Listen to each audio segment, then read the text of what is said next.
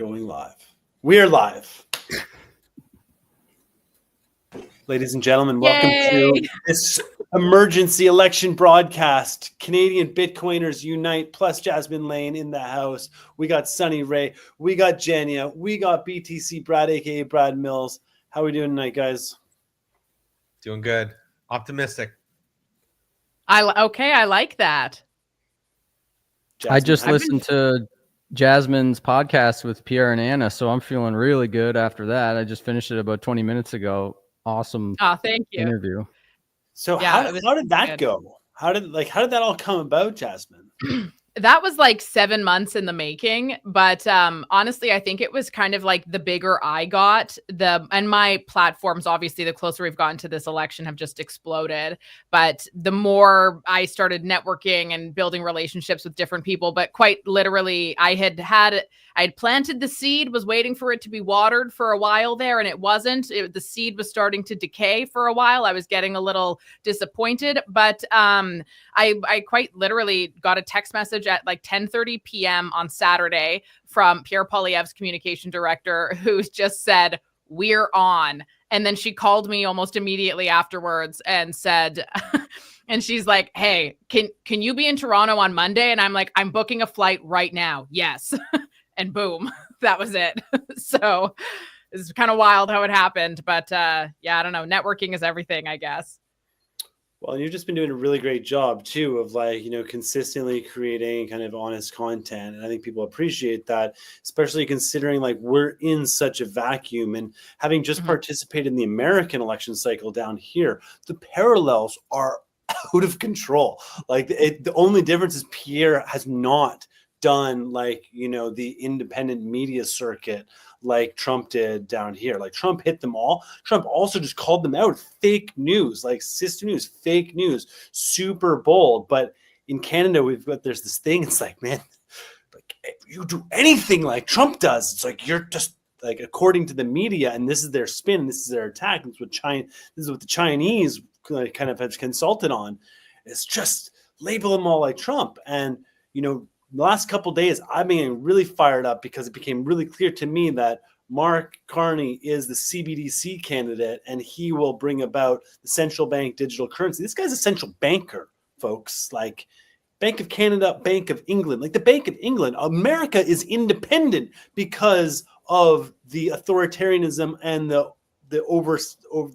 actions of the Bank of England. That's what led to it all.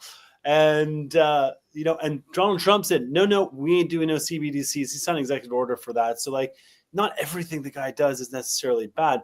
But here in Canada, what I was hoping tonight that we could go over is the state of Bitcoin and understanding, this is, from my perspective, this is centralization versus decentralization. And personally, I don't think Pierre is like the greatest. He doesn't walk on water. He's not incredible.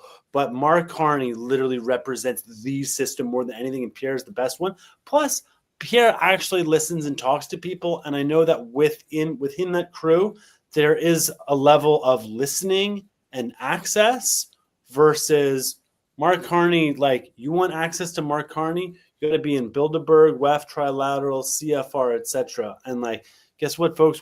We ain't in there. Canadians aren't in there. So I'll lay in there. I wanted to say, and this was just a thought that came up when you were talking about it in the beginning, but it is so fascinating to see the way that Canadian politicians and just Canadian citizens in general, it's like you walk on so many eggshells with the risk of anything being compared to Donald Trump. And it's the most absurd thing in the world because like, Canadian conservatives are probably just the most legitimate libertarian group, if anything. Like they are so not far right. They are so not Republican. They are so not there. Like they're actually just a pretty center, normal, everyday person thinking type of a group in so many ways. Yet you have all the, like, even with Pierre, he had talked about Bitcoin once upon a time. And then now, well, we can't talk about that because, you're Trump. It's like, what? Like, it just makes no sense to me at all. It's unreal. And then also with Mark Carney, it's like, I was always under the impression that liberals hated elitists and that liberals were like really against people that are like Mark Carney. and that they don't like that stuff, but now they do like it because it's smart. Huh? What's happening here? We went from electing the drama teacher to the economist. And funny how that switch happens over over a few years. Well, and it's also kind of funny on that point that most media sources criticize Pierre for Trumpism and all this stuff. And, I see this all the time on my Facebook feeds. My friends are being like propagandized to and fed disinformation and bad ideas. And they say it to each other. They believe it's true. It's this common knowledge thing that, is a manipulation tactic that they masterfully employ on people who aren't really deeply following the information. It's common knowledge that conservatives want to go after abortion. It's everybody knows that the conservatives are going to raise the retirement age to 67. It's like all these things are like old baggage that legitimately we used to have these concerns. Me, like I used to be, on the left, I would say, in terms of I voted for Trudeau in 2015, and I never wanted to associate really with a conservative, like not even Harper days. And Harper, back then, because I was like, there's a lot of religious baggage. There's a lot of like, yes, I'm more of a social progressive, so I don't really want to associate with all that stuff. But that's like, 420,000 people joined the Conservative Party in 2022 to vote for Pierre because he inspires us to unite together. And like the center sort of came together and remade the Conservative Party, I believe. So I don't think it was a bunch of religious nuts and abortion lovers and all this stuff that are sorry, people that want to take away your abortion rights that joined the party. That wasn't the movement that Pierre created. It was a centrist movement, and people just haven't caught up to that. Like there's a lot of normal Canadians that are just sick of being told what they can and can't do and have the government in every piece of their lives that don't want to be arrested for posting memes like here in the UK or in Europe or something. That's what the conservative movement is. It's just people want the government out of their lives and they want to be able to get back to like being able to afford to live without having to be told what to think and controlled what you're saying. Yeah, I think just quickly on that, it's become very clear over the last, I'd say probably 60 days, 70 days, that there's a very obvious dividing line in Canada between, and I don't want to make this like a intergenerational type of argument or ageist argument, but there's a very real dividing line between people that are literally glued to like CBC, CP24, CTV, Global News, and those that can watch that and not take that information in, but also are able to like consume alternative media sources and come up with their own, judgments and opinions. And it's like it's so obvious who is consuming which side, and you can tell just by like how the demographic split on the vote is. And I think the overarching point on this is like I don't think there's any amount of like objective evidence that you can present to the people that are literally just glued to CBC to get them to look at the other side, because I actually don't even like to, even just being charitable, I don't even think they're interested in that. They're just like, well, we're like, this is like our comfort zone and we're comfortable with these opinions because that's like what we're used to and that's what we want to believe, versus we want to spend some extra time trying to engage with the other side. And it's like it's fully reflected in the polls now, right? And that's kind of scary, right? Because like we could sit here and like talk about all these facts and like spit all this game about. Well, and Jenya, you just wrote an article too, highlighting a bunch of like the key facts. Maybe we can I'd like to pull that up if you don't mind. Yeah. So like this was one of the stats that we were just discussing before. Is like the severe decline in entrepreneurship in Canada. And Brad, I'm sure this is something you recognize as well, like, as an investor and an entrepreneur yourself too, right? Yeah, I mean, this goes along with the kind of climate activism, ESG stuff that Mark Carney famously worked so hard to try to get all these large asset management firms like BlackRock and Vanguard and Brookfield to adopt these ESG policies. But like Canada was basically the testing ground. Like we're the guinea pigs of let's see how much we can stimulate our economy based on government jobs and handicap our energy sector and blockade our Alberta and keep them from having their ability to export oil. And we were a guinea pig, and you can see it in both the GDP chart and this entrepreneurship chart. I was talking to Sonny earlier today, actually, and it took from Canada's creation until like basically 2015 for Canada to have 250,000 federal employees, and Trudeau added 110,000 federal employees in his 9 years. So our debt grew by like 30 to 40%, and our government bureaucracy grew by 30 to 40%. And you can see our GDP, our real nominal, like our real term GDP is stagnant. And that goes perfectly along with the idea that, like, to get us out of COVID, they injected epinephrine into the economy by hiring a whole bunch of new government employees to make it look like we were recovering. But really what we were doing was just kind of creating a whole bunch of make work government jobs and funding it with the money printer.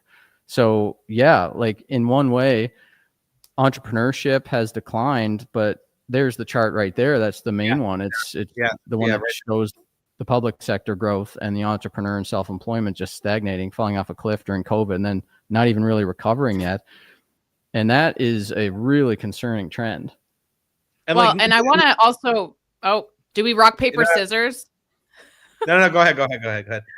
I was going to add to that too. Even Mark Carney's platform that he announced in his budgets and whatever, it's 50% of that. I think it's more than 50% of that. It's not going into fueling anything that'll be investment or private sector related or even self-employment related. Every single thing that he has announced are things that are it's capital projects. It's things that are enhancing the state. It's things that are expanding the state, not things that are helping independence in Canada or just the regular citizen either. And that's something that's so very important to note when he sits and talks about it. Oh, it's so great. We're doing all these things to enhance Canada's economy. Well, what are you doing? You look at those numbers, and one by one, every single one of those things is just for a larger and larger government, for more bureaucracy. And it really is just all about centralizing power even more, which makes perfect sense if you look at Mark Carney's track record and consider all of the ways that he, his wife, and his daughter Cleo have been involved in that. That's been their entire life, really, has been to influence government for their own gain. And now here he is the policy maker, and look at what he's already planning to do, influence the government for all of the new policy decisions that will enhance what all of his previous ties were, and realistically what his ties are going to be as soon as he leaves. So this is just like an absolute jackpot for him. And it's really disappointing to see this happen and to know how few people are actually paying attention to the severity of this and what it actually means. Yeah, 100%. And, just to go back to like the whole private sector, public sector employment split, like it's kind of crazy, like just on the surface of it, it just objectively look at the numbers of the fact that like 25% of the Canadian workforce, 1 in every 4 people that is employed right now is employed by the government. Like, that's insane. Like this is like bordering socialist level, Is that employment. real? Is that true? That sounds crazy. I think we might be misreading the data here a little bit. That's what the chart says. Like, I'm sure there might be like some like differential and a few percentage points up and down. Like, let's be charitable and say it's 20%. 1 in every 5 people is tied in some way to public sector jobs. Like, that's still pretty insane. That's also like, it's not great. It's just bloat, and it's more justification for the increase of the size of the government, and it does nothing to incentivize private sector or self-employment. Like, it's like a self-perpetuating machine for the government, right? And they're going to do, like, insofar as you want to maintain these numbers, you're going to justify more spending and more bullshit programs that don't accomplish anything. They're like make work projects, right? And they're just inflating the the employment numbers. Agreed. Wait, what? Jenya, what does that graph say? Go back. I got ChatGPT deep research going on this right now, so we can get a quick fact check. No, self-employed. I don't get it. Why is it at 0? Can you hear me? So Yep. we can hear you, Sonny. So I think this is the percentage change since 2014. So in 2014, they're all at zero. So they're all the same. So since 2014, we've seen, I don't really understand because it's a net positive all across the board. But Yeah, I think I get it. So obviously what self-employed this is not chart doing well. what this chart shows is that stimulus and growth of the government bureaucracy was our economic growth engine since the pandemic, because you can see during the pandemic when the lockdowns came in and they shot everybody's business down, mass unemployment happened. It was Great Depression levels of joblessness or jobless claims. And you see the private sector drop off a cliff. Self-employed people, obviously, they're still going to be self-employed, so you don't see that drop significantly. But the trend drops because people start getting CERB checks, people start getting these small business loans that put them in more debt. The private sector rebounds, but the public sector keeps getting boosted by more stimulus, more deficit spending. At one point, Trudeau hired 13,000 CRA employees so that he could process all the CERB applications, hired all these employees, and then the next week he says, everybody's going to get it. So, like, why did we hire 13,000 more CRA employees? Well, it looks good on your GDP numbers and your budget to say, well, look at all the jobs we added. Canada's recovering. We knew we were going to help you recover. Look at our growth numbers. But really, the growth is all just epinephrine shot into the economy because it's temporary. And it's like you use epinephrine to kind of stabilize the patient so you can address the underlying problem. But what they just kept doing is just keep shooting needles into the economy, and they didn't actually address the problem. And the problem is this: self-employment has stagnated, and the private sector has kind of grown, but like not nearly as much as the public sector. So it's just more bureaucracy. I know this is something that like Harley Finkelstein and like Tobias Lutke, like the founders of Shopify, like they've starting to get louder and louder about, there's just not enough innovation happening. And, Brad, you touched on it. I'm just going to stop sharing for a second here. Brad, you really touched on it too. Like, or I think Jenya as well. We talked about the talent flight out of Canada. We do such a good job at training. We also have subsidies for small businesses and research and development. So in Canada, we try to attract innovators, and we have these two programs. One's called IRAP, the other one's called SRED. And this is basically the government will pay you back for unique engineering and research that you do. And there's no obligation. So we subsidize a lot of this development, but then as soon as like you make it, the tax system in Canada, the burden, the pressure, it's not realistic. It's not the smart decision to stay there any longer. Combine it with increasing authoritarianism and general morale issues, as well as a highly conflicted, angry population. People want to get out of there, and just taxes alone. And this is why Pierre talking about we're going to do a 15% income tax cut, like that's a great start. And I'll say the thing about the tariffs that Trump's ultimately getting to with the tariffs isn't about some of it's about protecting industry and trying to encourage industry in America, but it's about my perspective, and after talking to some of the lobbyists in the space, it's about offsetting the income tax, because the income tax is on its way out. Its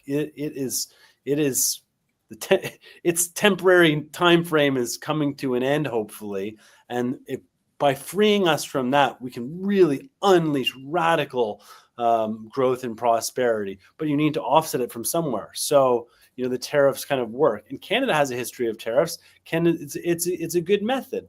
And then potentially a consumption tax as well. So I think let's at least have some open discussions around this now. But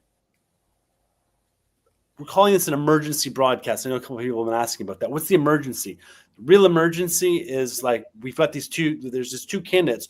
One of them has the Trudeau, the liberal machine, propaganda machine, running in full force, coming in, as Jenya said, he's an economist, he's qualified, he has a terrific resume, everybody's going crazy about Mark. Mark, oh, he's so good. He's so.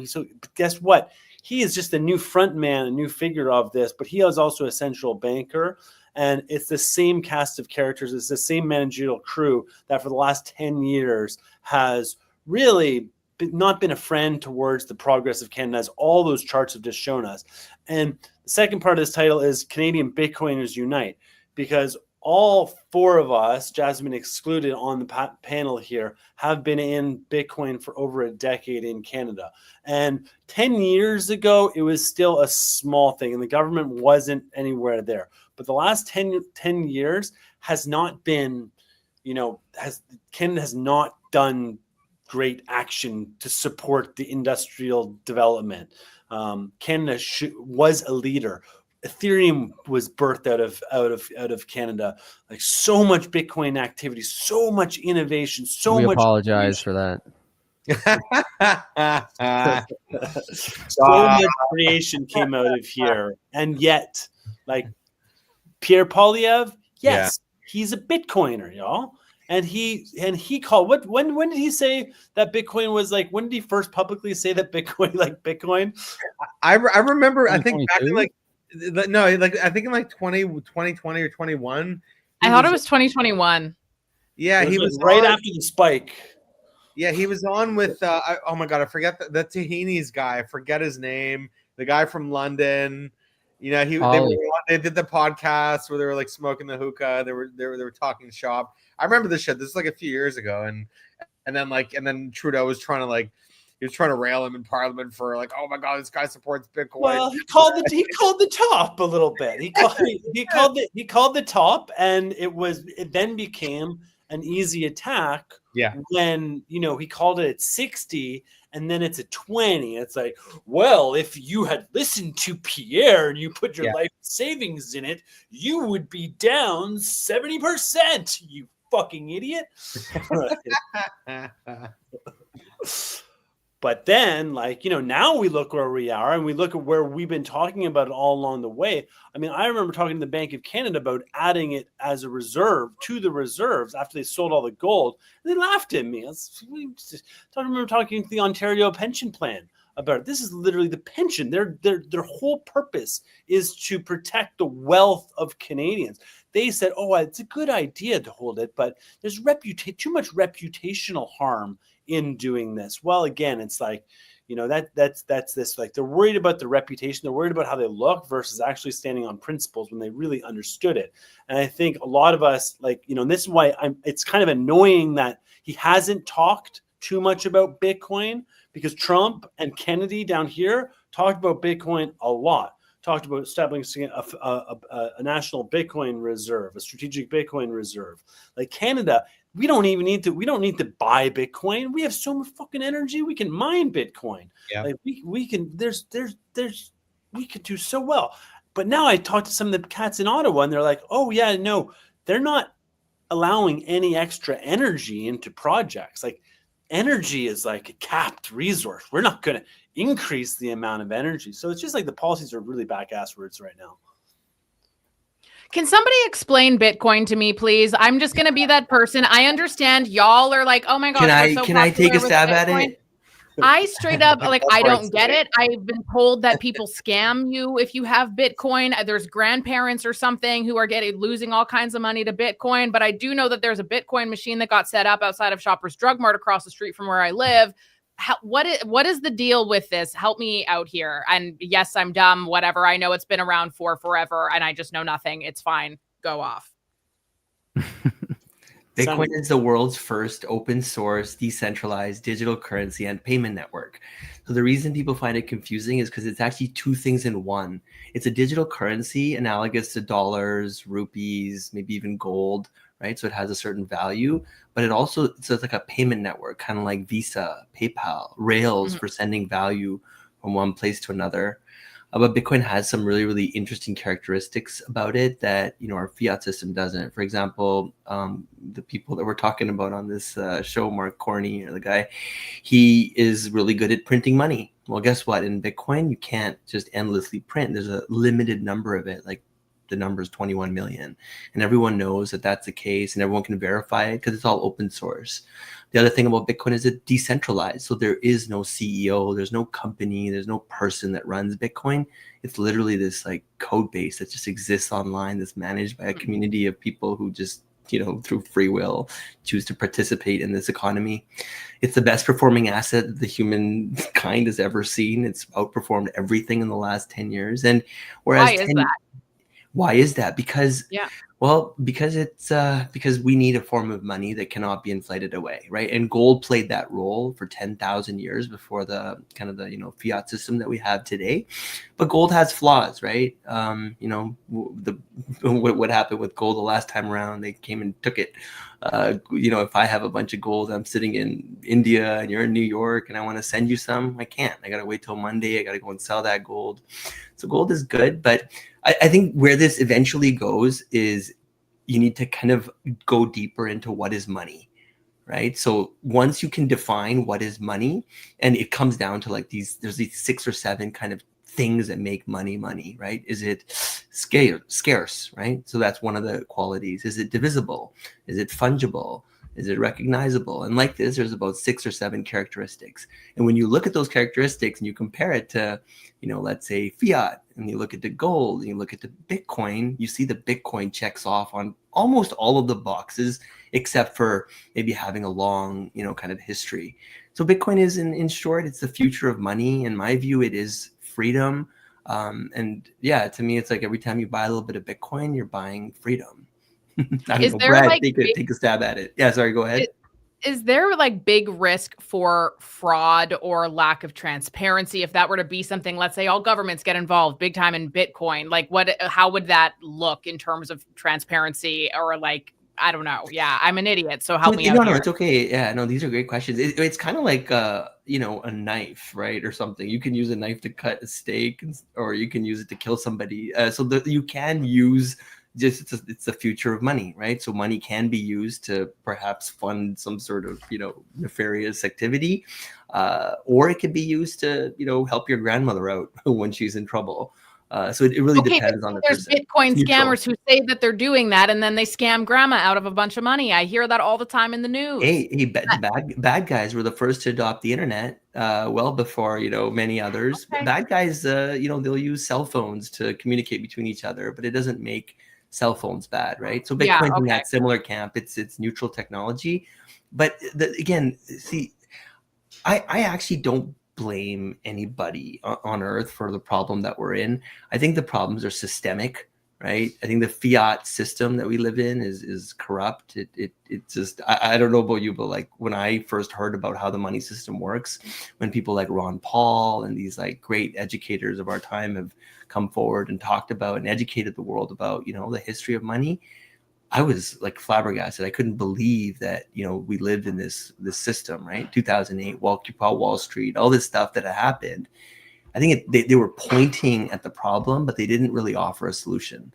Bitcoin, in my view, is that answer. Today, by the way, I barely go on Bitcoin rants anymore because now the writing's on the wall. Like the United States, the nation state, is adopting Bitcoin as a reserve status, right? You've got BlackRock, the biggest companies in the world now, seeing the light. You've got the best performing stocks like MicroStrategy, MetaPlanet. I mean, Elon Musk, on and on and on. They've all seen the light. And again, in short, it's the future of money. It will eat everything else. And we're like literally at like inning number 1. I have to ask, just because I got this comment on YouTube, somebody wrote, what happens to Bitcoin when a solar storm takes out the grid, computers, and satellites?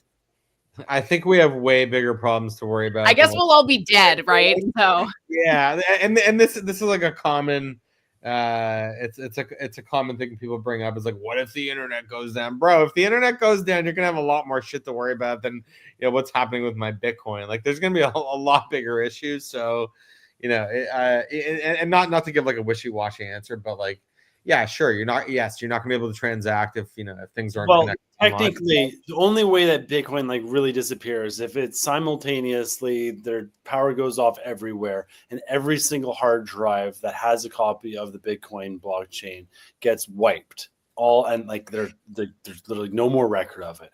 Bitcoin blockchain is stored all around the world. There's all sorts of backups being stored in space. It's on satellites. It's in basements. It's in bunkers. It's underground. It's on top of mountains. It's in the sky.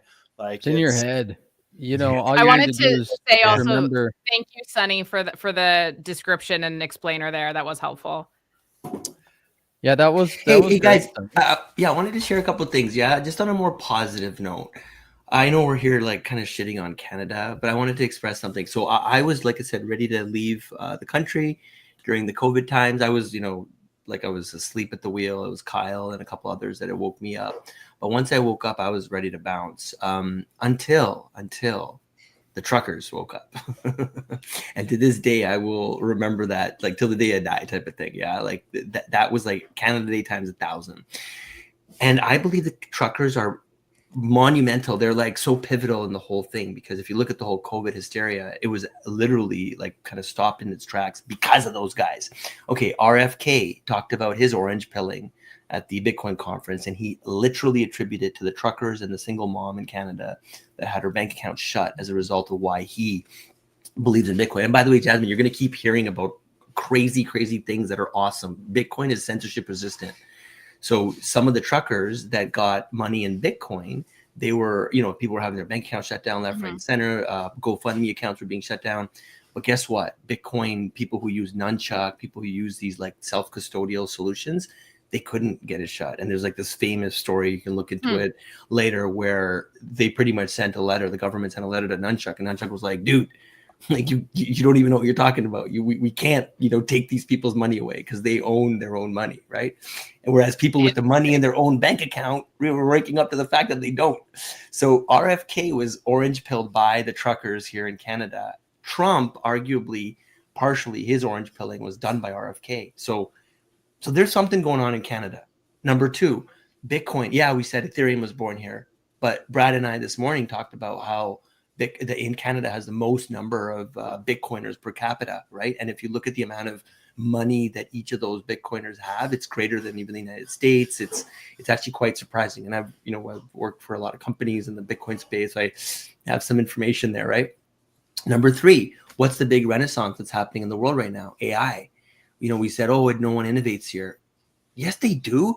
Innovation only happens here. What do you mean? AI was born at University of Toronto by Ilya Sutskever and his professor, Jeffrey Hinton, who won the Nobel Prize. AI was born here. And the best Bitcoiners in the world, Francis and NVK, they're all from here, right? BTC Sessions, they're all from here. Canada is ground zero for Bitcoin. Canada's ground zero for AI. Now, we have a tough time capturing that value, right? I think we do a piss poor job of that. And that's something that I think we can work on. Brad, I think, has some really awesome suggestions. Let's keep going. Biggest landmass, right? Or one of the maybe top two. We've got tremendous natural resources. Hello, we've got human resources. We've got natural resources. And the only thing we have in our way is like essentially CBC, right? I mean, BlackBerry, what preceded iPhone, right? BlackBerry, we started that smartphone revolution, right? Mm-hmm. So let's not discount Canadians. I think we've got not just intelligence, but we've got courageous people, right? Like the truckers, like the entrepreneurs in this space that are willing to stand up. And look, at this point in time, I mean, it's just a matter of time. I know a lot of people that were hardcore liberals that are now like obviously on the other side. They all get it, right? I say we just, lend a loving hand and just, I was trying to think this morning, is how do we show up on CBC? Like maybe there's some sort of like friendly gesture that we can maybe send them some flowers or something. I don't know, but wouldn't it be nice to have like a conversation on, like we're just speaking to our own people right now. That's exactly how it should be. That's exactly how it should be. It's actually rather unfortunate that it's not like that. It's actually, and I have to share this story now, but my background is in media. I worked in media for 11 years. I've never been employed by CBC, but I have been on segments in the CBC before or on CBC.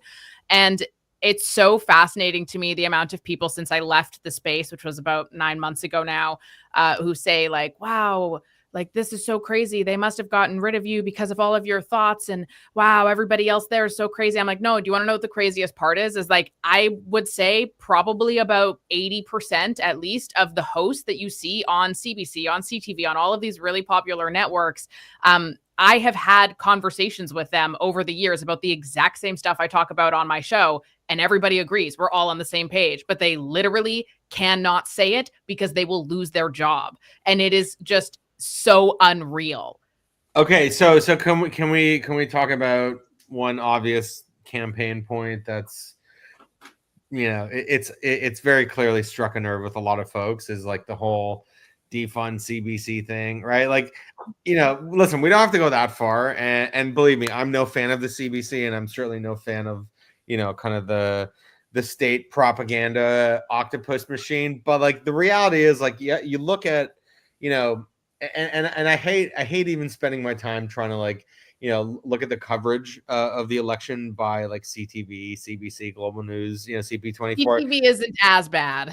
But it's okay. It's sure they're not as bad. I might be lumping them in with the bad apples, but like, let's be real. Like, you know, it's very hard. You know, as even if you're not on the conservative side, let's say you're just like, you're an objective person, you're trying to identify what the issues are on both sides. It's really fucking hard to look at any one of those news networks or the Toronto Star or the Globe and get an unbiased opinion. Like, it is so clearly dripping with bias that like it's basically bordering on propaganda. And I'm not saying this to like to be salacious or whatever. It's just like, that's just what it is, right? And it's just very hard to be sympathetic to any of these organizations. So then, you know, when Pierre says let's defund them, like, yeah, absolutely. Like, we don't have to shut them down, but like, maybe let's cut 50, 60, 75% of the funding. And then like, you can be a private organization and you can do what you want. And if people are into your thing, great. If you can attract advertisers, great. But the fact that like, you have the biggest media organizations that are literally plugged into all the major demographics pushing a one-party narrative, that's a fucking problem. Like, no one's getting any balanced opinions here, and you have to literally go out of your way to get anything outside of what the status quo, you know, perspective is. And like, and that's if you're even willing to do that. Exactly. And yeah, exactly. And then like, it's like, okay, fine, I consume it, and then okay, I don't agree with it, where do I find the other stuff? Like, there's so many steps to even get to the other side that it's like, fine, you know, like, as much as I want to talk shit about like, and I'm upset about like all the boomers being like, oh, pro Carney, all this shit. Like, yeah, I'm fucking upset because like, it's not going to be in our favor if they all vote in that direction. But also, I'm kind of like, part of me is like sympathetic, like, yeah, like, you're old, it's going to take a lot of effort to like go and like seek out all this information and change my perspective. Like, it's not great. And so just to land the plane here, it's like, the media landscape is fucking terrible. And like, I'm not saying let's go defund everyone, but like, let's at least level the playing field. Someone just said, I'm a boomer, kiss my ass, dude. I certainly a hard time.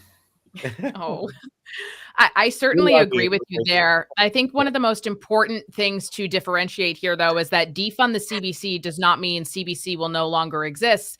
It means that CBC will have to be competitive and get advertisers like every other media company does in the country. A lot of those other media companies, they do receive government subsidies to some capacity, and those are fine for the most part because they're low. Like, they're big amounts of money, but in the grand scheme of things, they are low. And yes, media, especially in rural communities, French-speaking communities, stuff like that, it's important to have. Of course it is. And it's a service that absolutely does do good work from time to time. CBC, I'm not really on board with that one. But I think the bottom line when it comes to CBC in particular is that they receive so much money. And worse than the fact that they receive so much money is that they pay themselves the biggest bonuses ever with that money. That is probably because right there, it's like, okay, so obviously you're getting too much money from us because we know that you're not getting that same money from ad sales. That's not happening. They've actually had tons of ad slots. And I think for myself too, because I'm familiar with the industry, I've noticed their like commercial islands that they have they don't really have any. Like, people are not buying ads on CBC anymore. In the city that I live in, CBC talk radio, at least, is not even on the top 12 list of stations in the city. But the stations that aren't publicly funded but with taxpayer dollars are on those lists. And at the end of the day, I don't want anybody to lose their job. I also think, though, that it would be really amazing and cool if you could have people who worked in an industry who could say what they think and didn't have to be on the side of the hand that feeds them by default. And, you know, it'd be very different if we were paying them as much as we are, and in return, we were getting like very great coverage where they had people like us joining them to share a different perspective, where they were covering like full-blown world news, and moreover, where they were covering things and not pretending to not have a bias. That's probably one of the biggest things too. It's different if you're outright about your bias. And I get this all the time where people, oh, well, you're a conservative, so I don't trust your content. And I'm like, me outlining my bias lets you know where I'm likely going to lean on an issue. And me outlining my bias does not negate the need for accuracy in a story. And if I happen to get something wrong or I glaze over something, it's probably because of my bias that I already laid out for you, and you can call me out on that and discern the information that I'm giving you, knowing what that bias is. And it's okay to have a bias, by the way, we all do. And with CBC, I think one of the most harmful impacts is that they claim they do not have a bias and then proceed to tell you exactly what their bias is in all of their content. But for the average person, especially people who are older, perhaps, that are watching that, you don't know that. And so you genuinely think in most cases that you're getting a full picture, and you're left with this impression of, whoa, wow, the conservatives are just right-wing radical extremists. Whoa, that's the full picture, because that's the unbiased news. No, it's not. And so that, I just think, is so harmful. But at the end of the day, I'm not anti-subsidies for things like that. I think certainly they can be helpful. They employ an awful lot of people. It does not need to be enough, though, to essentially pay your entire bills. Like, that's crazy. And you should be competitive. You can get advertisers. You guys have kick-ass sales teams. So you know what? If you're employing sales teams, why don't you tell them to do better, perhaps, and do their job so that they can sell for you? And like any other business, you adapt and you adjust, and you can be a phoenix out of the ashes when you're given that opportunity sometimes. So I think it's about time that they get that, truly. And I say that as being somebody who used to be in the industry. End rant. Brad. I did a little bit of research on CBC because my sister is a documentary filmmaker, and I'm the executive producer on her last documentary about Sable Island. It's the story of this woman who's an environmentalist and a conservationist, and she's lived on the island her whole life. Cataloging all the pollution, like the plastics and stuff that wash up onto the island, and the wild horses that live there. And we actually finished the film with Bitcoin financing. So we borrowed against the Bitcoin to finish the film, and Sundance was one of the producers of the film. So you know, I've been having these conversations with these, like, you know, people that are in these circles that are typically super left wing. And I have a lot of friends that are like employed by CBC in some way, and my sister received some CBC funding for that documentary and ended up getting all these awards, won all over the world, and CBC picked it up. So like for me, like I come at it from that exact same perspective, where I feel like the threat to our democracy is much more dangerous than some people losing some funding, and we need to fix that. But it is a concern among a lot of people in the industry. So I looked into it because I have a lot of friends that are kind of in that industry, and I wanted to be empathetic and kind of see their perspective. And one time I wrote on one of my friend's Facebook posts, he's like, "Oh, I support the CBC." I'm like, "Dude, only boomers watch CBC." And he's like, "I'm not a boomer. I love CBC." And then like 10 people joined in. They're like, "I like CBC. I'm 30. So I was like, are they gaslighting me? Like, is this actually the stats wrong? So anyways, here's some stats that I found because I had to go really research into it. CBC News audience, you know, so you break it in between CBC and news and CBC entertainment. So CBC News is down 52% since 2014. Only 300,000 Canadians watch CBC nightly news. CTV has 1 million nightly viewers, and even that sucks. So CBC News captures just 2% of TV viewers in Canada.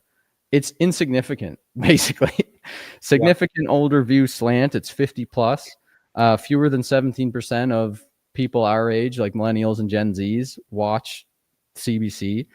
And younger Canadians overwhelmingly get their news from social media, YouTube, podcasts, and stuff like that. And conservatives, obviously, this one's no surprise, they're much less likely to trust the CBC News. Only 49% trust CBC, compared to 80 to 90% of Liberals and NDP who trust it. But even they admit in surveys that there's a left-wing bias. So even the supporters of the CBC, when anonymously surveyed, admit there's a left-wing bias. So clearly this is not just something that the conservatives are thinking. With the CBC entertainment trends, viewership is also down 51% since 2015. And top CBC shows get like 500,000 views, and way less popular than CTV and Global, which get like 2 million views on their shows. CBC Gem is nothing. It's very tiny, 1 million monthly users, compared to Netflix, which is like 60% of Canadians' homes have Netflix subscriptions. And it was actually when they lost the NHL contract that they started to go downhill. So that's not the conservatives' fault that they lost the freaking NHL contract. And it's extremely limited youth appeal. Younger Canadians obviously prefer streaming platforms like Disney and just going on TikTok and YouTube. So the other thing about the funding history, people are just not aware that the biggest cut to the CBC was actually done under Chrétien. It was 30% reduction in their budget. So the Liberals cut the CBC bigger than any conservative ever has in the past. So it's not just a partisan thing. Like when your money is devaluing and you need to bring in some common sense into the budget, you have to start cutting. So, Liberals have cut, conservatives have cut, and we're at this point where like we're basically bankrupt and we need to start cutting. Then there's obviously there's a bunch more stuff here, but the one thing is that CBC provides only 5 to 7% of Canadian film and TV funding annually. Because I had someone who was telling me once the CBC is defunded or if it's reduced at all, then all of a sudden we're going to see major layoffs and the Canadian film and television industry is going to be destroyed and everybody's going to be unemployed. So I was like, seriously? That's pretty bad, actually. I better go look into that. But lots of studies have been done on this, and yeah, CBC provides 5 to 7% of Canadian TV, film, and TV funding, and there is going to be some layoffs, but the bulk of the money comes from the Canadian Media Fund, provincial programs like Telefilm and SODEC, and private networks and the global streaming platforms. They provide a significant amount of funding for Canadian movies and TV. So of course, there will be problems in the film and television industry, but it's not something that's existential, a threat to Canadian culture and Canadian film and TV like people are trying to make it out to sound. It'll suck. And I don't even think Pierre's going to completely defund the CBC and get rid of the CBC like Jasmine was saying. It's more like letting them run on their own 2 feet now and fixing this crazy left-wing bias that's really destroying the ability to have informed conversation. Well, and he's been clear as well that Radio Canada is staying. So that is a part of the CBC that they will continue to fund in the French language, right? So of course, yes, it's not absolutely everything, but also I don't know, can we just think about that for a second? The fact that you have Canadian creators who are actively being censored and stifled and stomped on and insulted by the CBC when it's pretty crazy. I have yet to have any defamation lawsuits come to my door for saying anything that's not true, even though I'm misinformation. But the fact that we literally have a government-funded media that is paid so much of taxpayer dollars. That is absurd, actually, when our hospitals are hurting, when our people are hurting, when we have such a bad crisis in so many. The culture too amongst the creators, because you'll find I would assume that you could probably get a grant fairly easy to cover the story of Gary transitioning to Jeanette. like using public funds versus like you think you're going to get a grant covering the trucker, like doing a doc on the truckers in Ottawa? No, people Or got like fired for going that. into the vaccine, or like, you know, into any of that, or talking about election Bitcoin interference, or talking about Bitcoin. Exactly. They constantly run misinformation stories on Bitcoin. They associate Bitcoin with right-wing extremism, and they amplify Carney's central banker language of Bitcoin is a destabilizing force to the economy and it must be highly regulated. Like basically, he was the one that wrote the op-ed that was published widely in the mainstream Canadian news that suggested freezing bank accounts of the truckers. So you're totally right, Kyle. Like it I mean, totally impacts even my brother, like, you know, he was like, you know, I like the blockchain, but I'm not so certain about the Bitcoin. And it's like, yeah, I gave him a piece of crypto art. See, like, I have these art. This is kind of fun. See this? This is a piece of crypto art from way back in the day. So, Jasmine, the way this works is it's got a little QR code there. That's the address. This piece of art is a wallet. So this is the address. If you scan that, you can send, basically, in effect, you can send Bitcoin into this painting. And if you want to spend the money, you have to take this off. And underneath, there's a seal to it. And that's got the private key. So Bitcoin has two things. It has the public key, which is like the email address. And then you have the private key, which is like the password that lets you move it. So anyways, I gave him one of these back in the day as like a little Christmas present or some Christmas birthday present.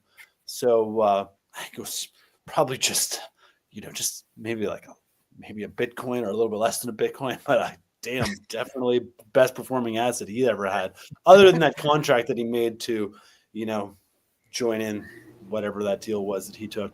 Hey, Jasmine, you're muted. I noticed that. It was good though, because it finished up and we were good.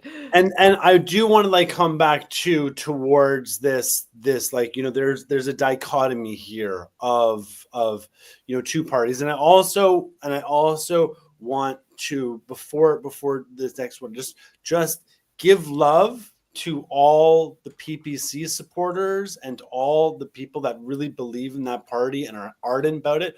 One of the things that, you know, concerns me about that is all this like this really strong, passionate, amazing energy got sucked into this other one with like with a hope and a dream.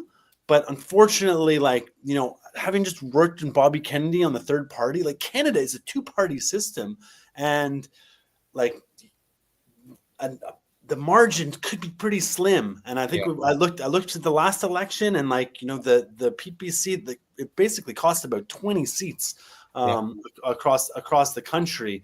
And, you know, I have a great amount of respect for Max, but man, Max also, dude, like he's pissed off because, you know, he got fucked by the party back in 2017. And now he's still like that energy and that anger is still going over. But one of the real costs of that whole thing was all the good, strong, intelligent discussion and voices were no longer in the room. And people are like, well, they're not even thinking about any of this stuff. It's because you're not in the room. If you're not in the room, if he's not hearing it, if it's not being talked about, if the members aren't like actively discussing it, is not going to come about.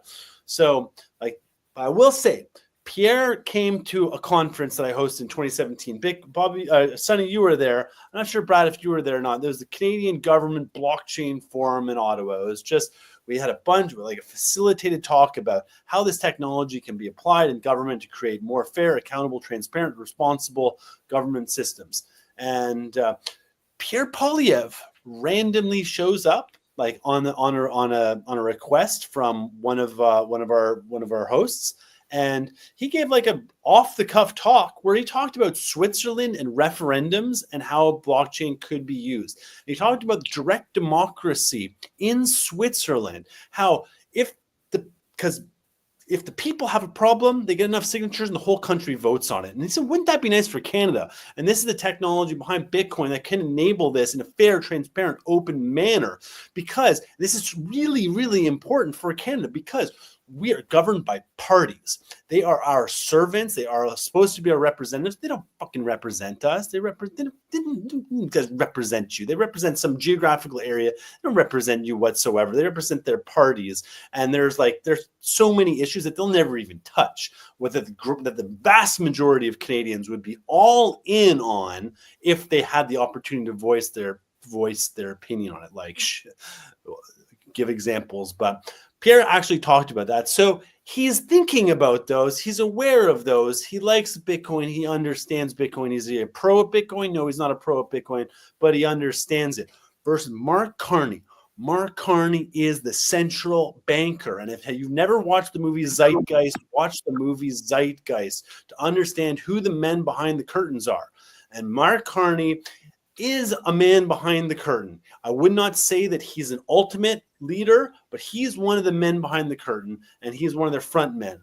And he, like I said earlier, isn't listening to the people. He doesn't care about the people whatsoever. He'll pretend, and the propaganda will make it look like he is. We're Canada strong, elbows up, all that kind of stuff. But he represents the central banks. The central banks like control, and he would push the whole carbon credit scam, and this net zero nonsense, and this reducing of energy, ultimately pushing Canadians down, has been part of the punching down on Canada that's been taking place. Because when you punch down on Canada, you get a very stratified society of an incredibly strong, like super elite, Laurentian elite, if you will, as a class, and then you have a bunch of poor people who are just basically trying to starve, and then they're also fighting each other all the time too in narrow wars. And it's easy, like if you're a ruler, you want the people fighting against each other because they're not coming after you.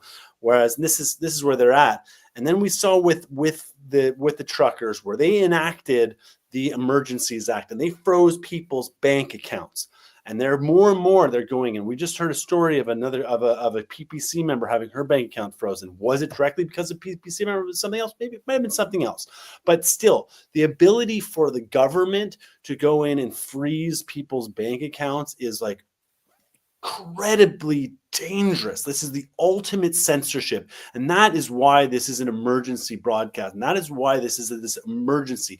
Mark Carney is the CBDC. This is Mark CBDC Carney, Mark Crisis Carney. He will use the crisis to bring about this, whether it's the trade war, whether it's the truckers, whether it's Trump, whatever it is. This guy has declared he's no good in times of prosperity. He's good in crisis. It's Crisis Carney. It's all going to be crisis. If we elect him, it's not stop crisis. This guy's a crisis actor, like pure and simple. And the CBDC is what he is trying to bring about. And if you don't know what CBDCs are, they're the central bank digital currency. This is a way right now, the central bank, like you don't interact with the central bank. Like technically they maybe print the bills, but you don't actually interact with them. You deal with Bank of Montreal, TD, ATP, your credit unions. With a CBDC, you'll literally have a wallet given to you, access permitted to you to use it directly from the central bank. So they're going to bypass them. And then there's the ability to censor, to control, to pull back, to freeze, to reward compliance, to punish disobedience. It can be used so nefariously in so many ways. It is the biggest threat. And they're always looking for this. Chinese already do this. They use their app WeChat, the everything app that they have over there. It looks like something's coming over there. We must stand firm and resolve against this. And this is one thing where I think if people know that your money, if your bad habits, which everybody's got some bad habits or bad thoughts or has done something bad, if you can selectively be shut down and targeted by the government or by a regime, beware. This is a very slippery slope. And Pierre has said, I will stand up for that and say against it. And I do know that he will not be the fast track that Mark Carney certainly will be. So that is my just huge warnings. CBDCs, Mark CBDC, Mark Crisis Carney is a major threat, and Pierre is against it. So just right on that alone, it's time for change, folks. Kyle, what's funny too is if you've been paying it, I know you guys have all been paying attention, but for everyone else in the audience, the funny thing is Carney's obviously very much aligned with a lot of the European Union kind of established elite. and they're very much aligned on this tip. Like they're very like anti-Bitcoin, pro CBDC, pro centralized currencies. Like I wonder why. yeah, no, and also, you know, if you guys remember, like what was it, like 40, 50 days ago, or whatever, when he was like elected as a new liberal leader, his first trip was to the UK and to the EU to talk shop in the middle of a fucking trade war with the US, right? Like his first stop was, we're gonna go over there, you know, and we're gonna go kiss the ring, because like that's where the allegiance is. And you know, to Kyle's point, it's like, yeah, you gotta like thread the needle between all these things, right? Like, no, Pierre's clearly said, he's like, we don't want any of this shit, right? Like Trump said, we don't want any of this shit, right? And then you look at the other side, and they're like, yeah, they're not necessarily like, they're not talking openly about it, but they're also like not denouncing it. So it's kind of like you got to read between the lines, and it's not good. And also the Bank of Canada. I remember, so back in the day, I used to work at a think tank called the Blockchain Research Institute. We did a bunch of work with the Bank of Canada and some, kind of affiliate organizations. They used to run all sorts of pilots on the stuff, right? When Carney was there, and it's just like they've had their fingerprints all over this, and not to be all doom and gloom. And obviously, it's hard to tell which direction it's going to go in, but I wouldn't discount the fact that like they're very much interested in experimenting with this stuff, and it's not great. I just realized something as we're talking here.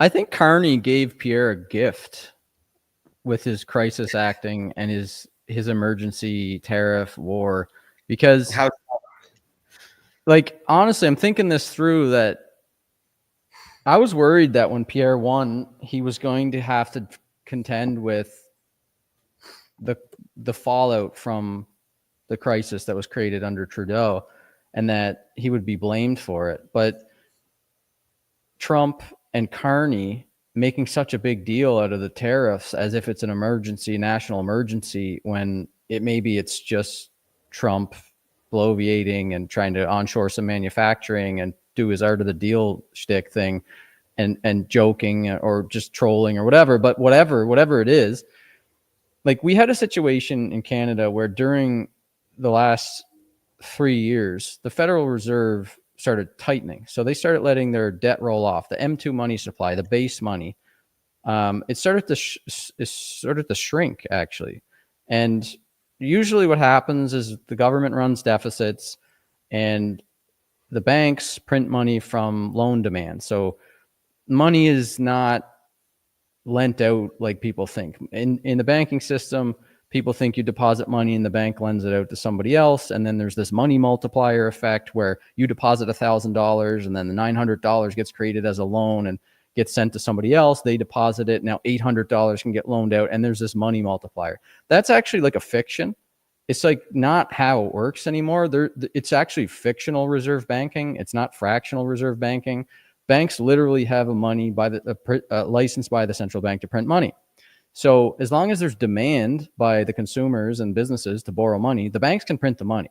There is no reserve requirements. In Canada, since the 90s, we've been on zero reserve requirements. In the States, they did it. They dropped reserve requirements in COVID for emergency stimulus. So that's what causes inflation. Inflation is the government doing deficit spending, the central bank monetizing the deficit spending through quantitative easing, which is basically just printing money to buy bonds that nobody can buy because there's not enough money to buy the bonds, and banks creating money from nothing. I think I may have already said that one, but it's basically, there's like the banks, the government, and the central bank. They're the source of new money. And the inflation problem that came from the COVID stimulus, Mark Carney and his central banker ilk, Tiff Macklem, it's the central bank in Canada. They were afraid of deflation. They were actually saying, we're afraid prices are going to fall, so we want inflation. Chrystia Freeland was saying the same thing. Pierre Poilievre was actually out there publicly on record during COVID times saying, okay, so what are you going to do when the interest rate drives up? Because when the government's out there competing for money in the free market, it drives the cost of money up, the interest rate. So he was sparring with Tiff Macklem during House of Commons virtual meetings, and he ended up proving right. So anyways, there's this major problem where Trudeau and Carney, as the financial advisor to Trudeau, printed massive amounts of money through quantitative easing and CERB stimulus. So the government did the CERB, and the central bank created the money to buy the bonds that the government was issuing, and so monetizing the debt. And all of that together creates inflation. Like, that's really what creates inflation. The increased amount of money in circulation. So that's a base understanding of what was happening at that time. But the big problem that I always saw for the last couple of years with Pierre was, well, he's going to inherit all these problems, and the media is just going to blame him for it. They're not going to understand that Trudeau steered us into the Titanic into the iceberg and just kept grinding at the iceberg. And, you know, Pierre got the iceberg a couple degrees back into away from the iceberg, but still there's going to be some decks lost. And they were just going to start blaming him because nobody understands these things in the mainstream news, and they just listen to what the economists and central bankers say, and they say, oh no, it's capitalism that causes inflation, it's greedy grocery stores. So he was going to have to contend with the economic fallout from all this money printing.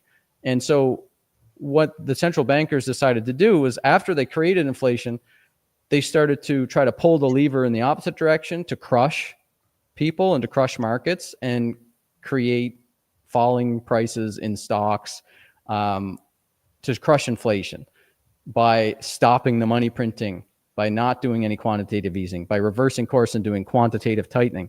So all of this to say is, like, that's what the Federal Reserve did. And the United States is the behemoth in the world. That's what we have to pay attention to. Like, whatever happens in the United States is going to affect us big time.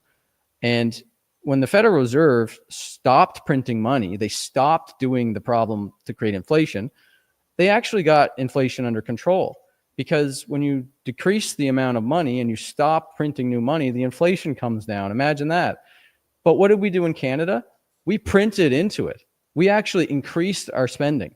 And what that does, that's an opening volley in a trade war with the Americans, because when our dollar becomes less valuable, it increases investment from American companies that say, I can get more bang for my buck by investing in Canada. So when they printed into the deflationary effect that was going on in the United States, in Canada, we increased our spending. It devalued the Canadian dollar in that COVID time by 25%. Our GDP grew from American investment by the same amount. Basically, it was like a tariff. When we perform an act of currency war against the Americans by purposefully devaluing our dollar, we're doing a tariff. Basically, we're attracting American money in. And and Pierre's policies are all about stronger paychecks, so you can work and earn a living wage to bring the cost of living down. Ultimately, that means a stronger Canadian dollar. And what's going to happen is that thing that I just described about what the Liberals did to devalue our dollar against the American dollar, which attracted American investment, Pierre's policies are going to be better for Canadians, but it's going to mean a stronger dollar. He's going to unleash the energy industry. So the Canadian dollar is going to be stronger. What's that going to do? That's going to actually be a deterrent for all the Americans to come invest in Canada, because they don't get as much bang for their buck anymore. So this actually is like 4D chess.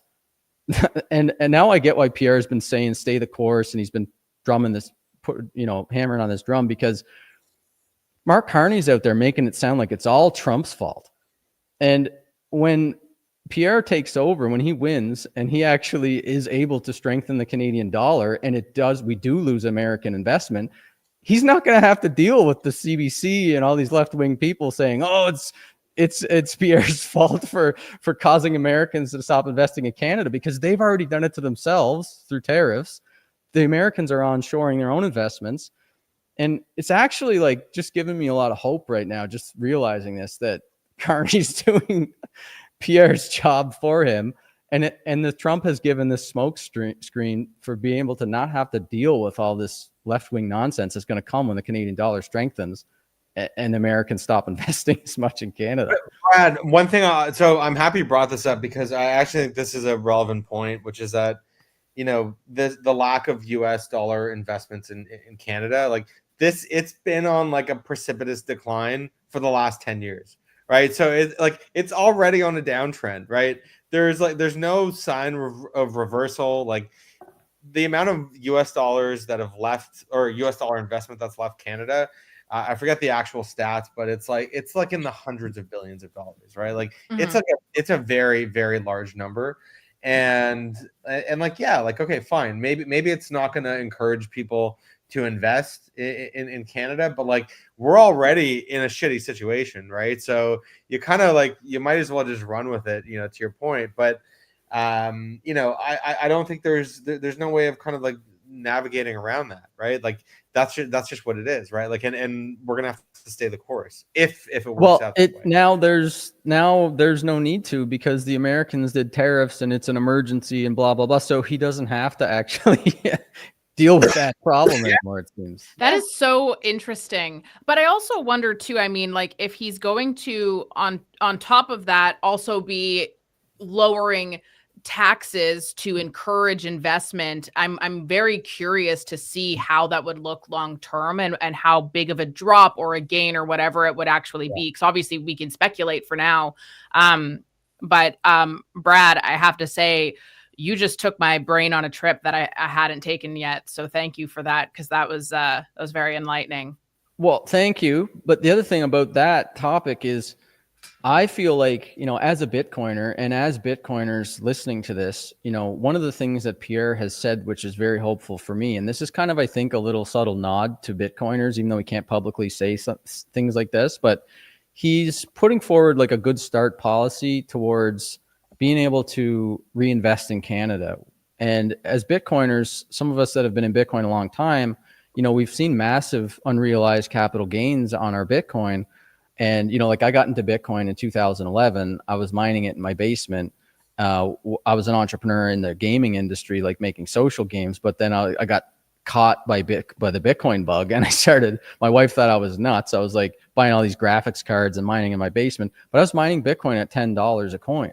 And so I've seen like 400,000, 500,000% gains on some of those early Bitcoin that over time I've made stupid mistakes and I've sold and, done things like that. But there's a saying in Bitcoin, like never sell your Bitcoin, because it's the best money that you can save in. It's a savings technology. So I'm saving this for my kids, my generations to come type of mentality, right? But Pierre's announced this sort of like capital gains exemption if you reinvest in Canada. So somebody like me who wants to sell some Bitcoin and invest in a Canadian business, I'm going to have this massive tax hit whenever I want to do that. So I just want to hold longer so that I can, a lot of us believe Bitcoin's going to $10 million a coin by, 2040, where the Privy Council thinks that everybody's going to be eating cats under bridges. I kind of have a more hopeful view on Canada because of Bitcoin. I feel like there's going to be a lot of wealth unlocked because of Bitcoin, because as the world adopts Bitcoin as a new global reserve asset that will be up there with U.S. bonds, as the U.S. bonds and the dollar decline in relevance, not go away, but declines. Bitcoin, gold, those things come up in relevance for reserve asset status. Bitcoin's going to be worth a lot of money. It's going to be $10 million a coin, whatever it's going to be. If Pierre has this policy where I can sell one Bitcoin for, if it's $1 million a Bitcoin, I can sell one Bitcoin and I don't have to pay capital gains tax if I reinvest that in a Canadian business, I'm going to do that. I'm going to, there's always going to be a large percentage of my net worth that I'm going to keep in Bitcoin, because I do believe it's the best thing to own.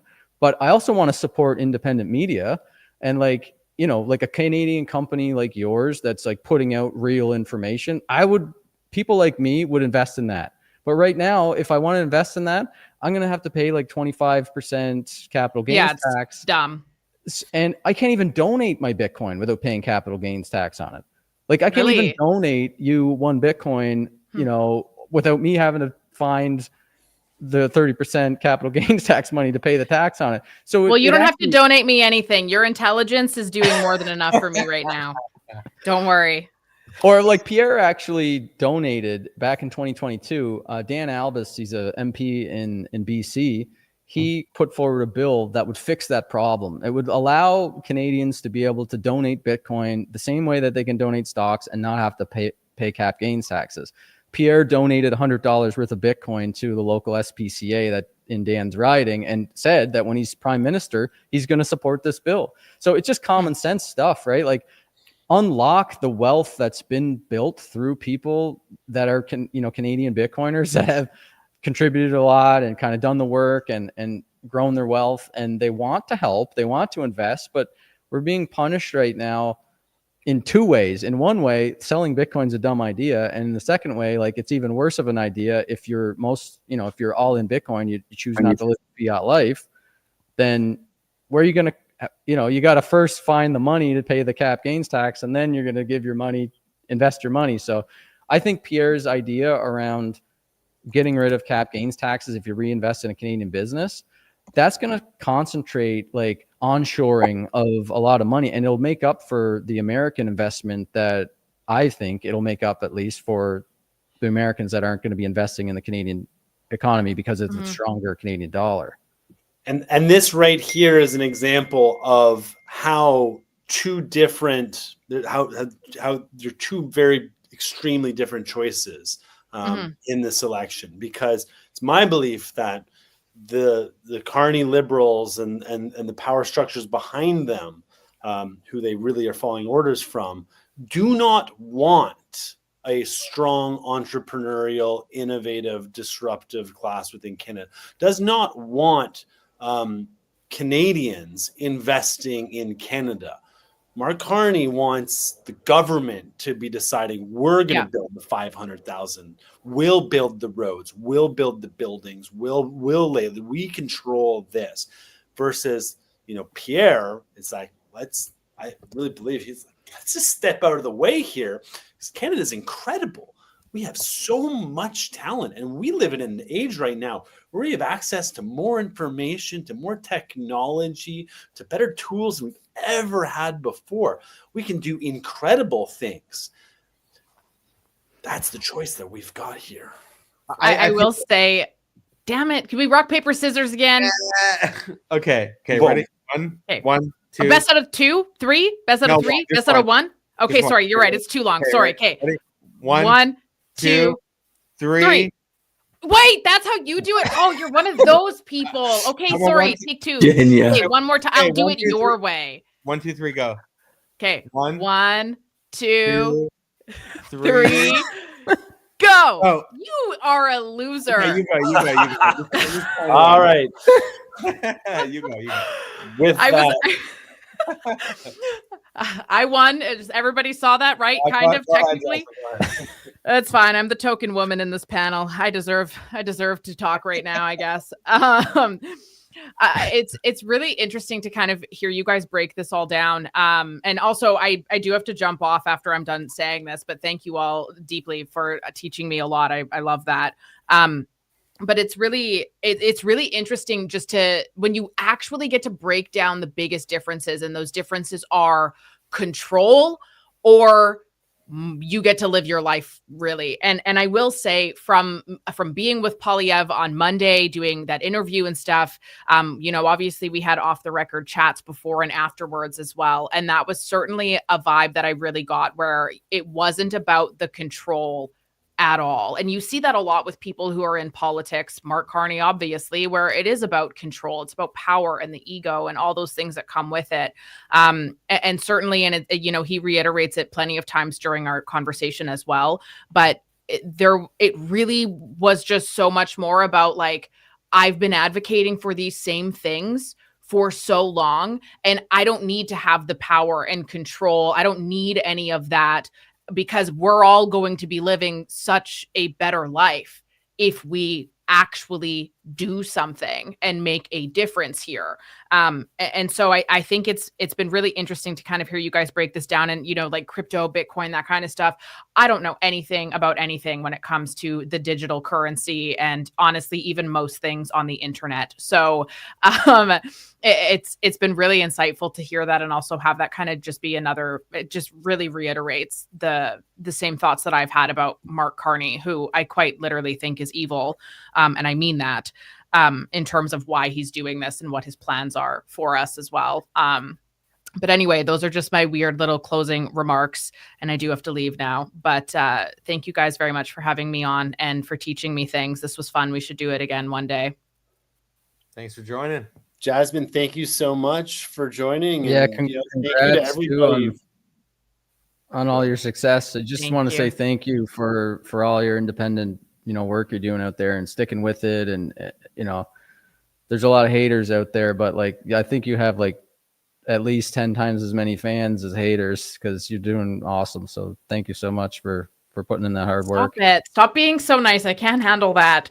Thank you so much. It's so funny. I like quite literally, I'm just like, I'm just a person, and I love people. I love my country, and I like being able to say what I think, and it's the greatest honor of my life, knowing that there's other people who have similar views and whatnot too. So it truly is such an honor and blessing. And thank you very, very much, all of you.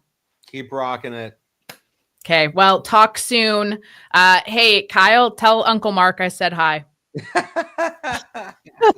Hold on. This Uncle Mark, well, I've got a picture of him. Oh, no. Here we go. This guy? Oh, no. Oh, God. Anyways, and Pierre, I feel like we need a better name for Pierre. Like we got it's just the branding. It's like the PP, like it's so juvenile. It's I heard it. I am leaving. Goodbye, everyone. Jasmine, bye. Thank you. This was real.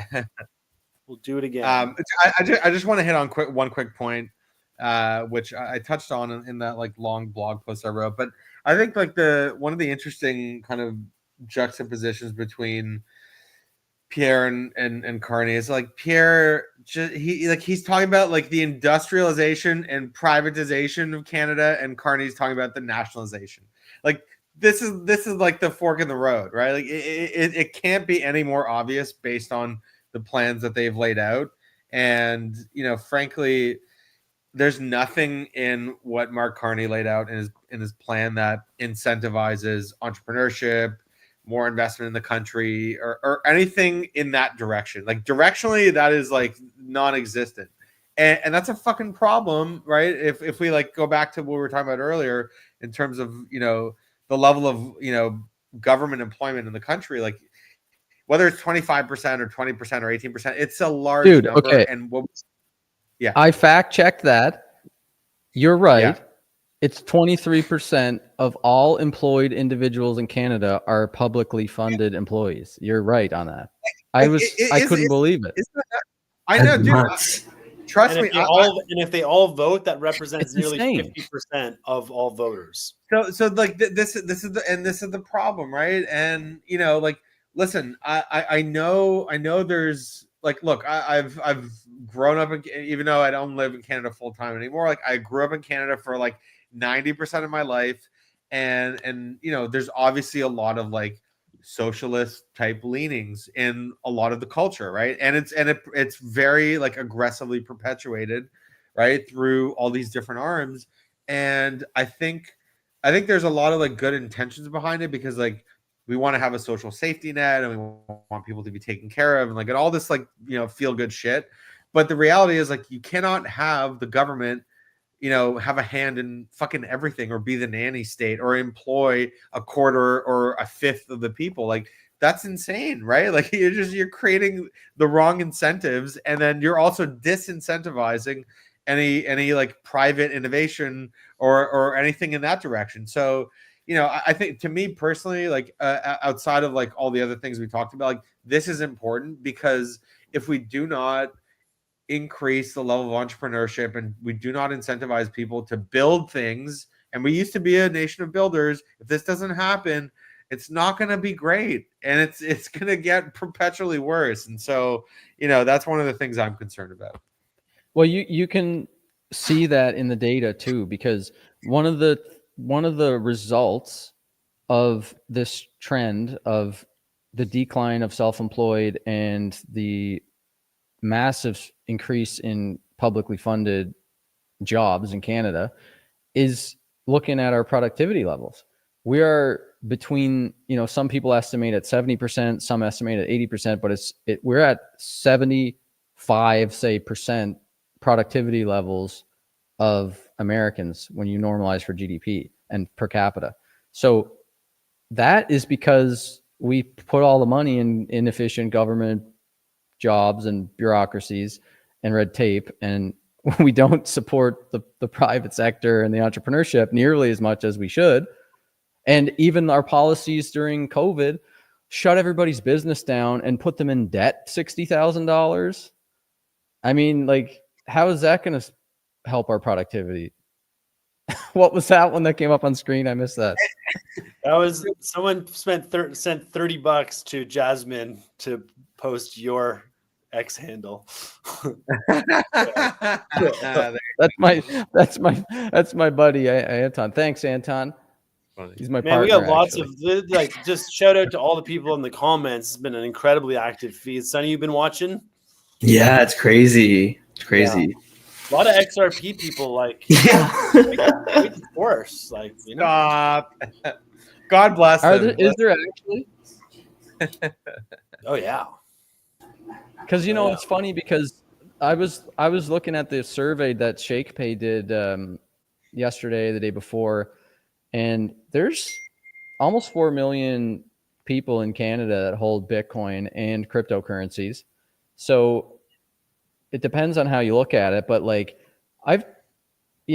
Pierre, I'm a Bitcoin maximalist and I don't like XRP, but Pierre is a freedom of choice guy, and he's about you making your own decisions, whether it's with your body, with abortion or your vaccines. He's about you making your own choices. And I asked him this question when he came to the Tahinis. I got to like walk out to the car with him and his policy or his campaign guy, Matt. And I was like, okay, a lot of these PPC guys really want you to say your what you think about vaccines, because they're hung up on that and they don't want to support you unless, you're able to tell them you're against vaccine mandates. And so he was like, I can't say that. It's a political football that like is not smart for me to say those things right now. I can't come out and say you should choose Bitcoin over altcoins. But he basically was saying, like, the thing that I'm doing is trying to make it so that the government is not in the way of your choices. And whether you want to choose to get the vaccine or not, it's your choice. And it's the same with Bitcoin. So for him, he chooses Bitcoin. He publicly disclosed just the other day that he holds the Bitcoin ETF and the Bitcoin in self-custody, like, $5,000 worth of Bitcoin in self-custody. He doesn't have any altcoins. And it's funny because I brought him, when I went to take a picture with him, I brought him this book. It's called Reasons to Buy Altcoins. And when I went to give it to him, he went like this. He went, no, thanks. And then I showed it to him.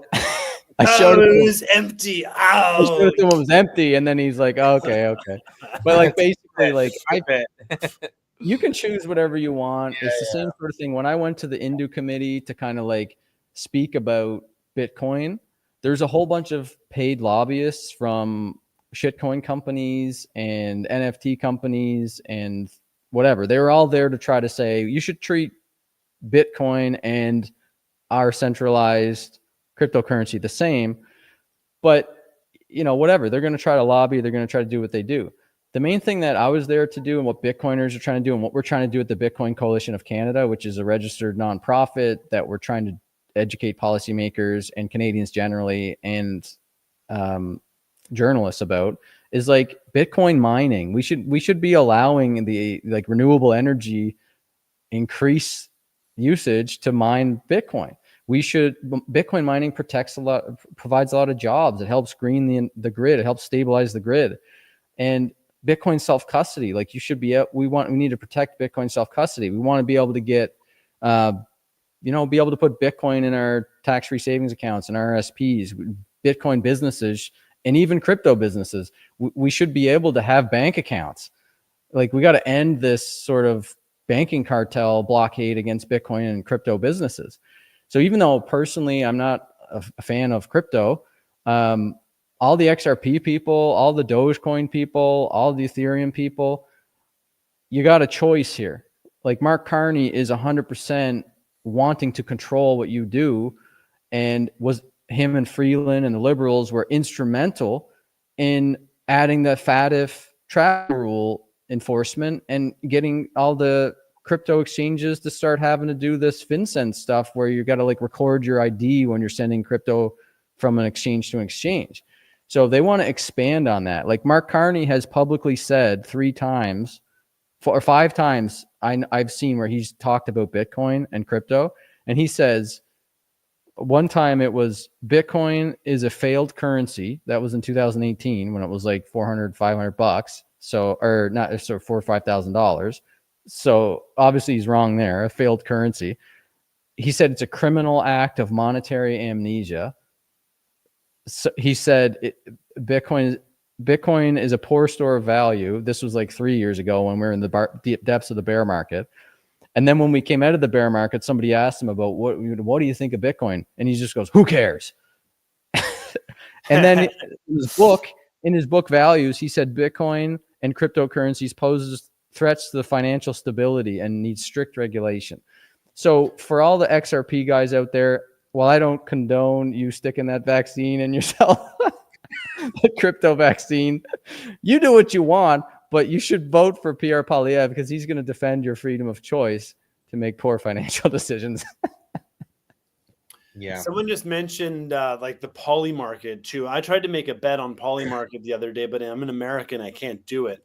But right now, like it is, dude, it's the poly markets have it at 80%. What do you say? Hey, can I chime in here as someone who has a shitload riding on Pierre?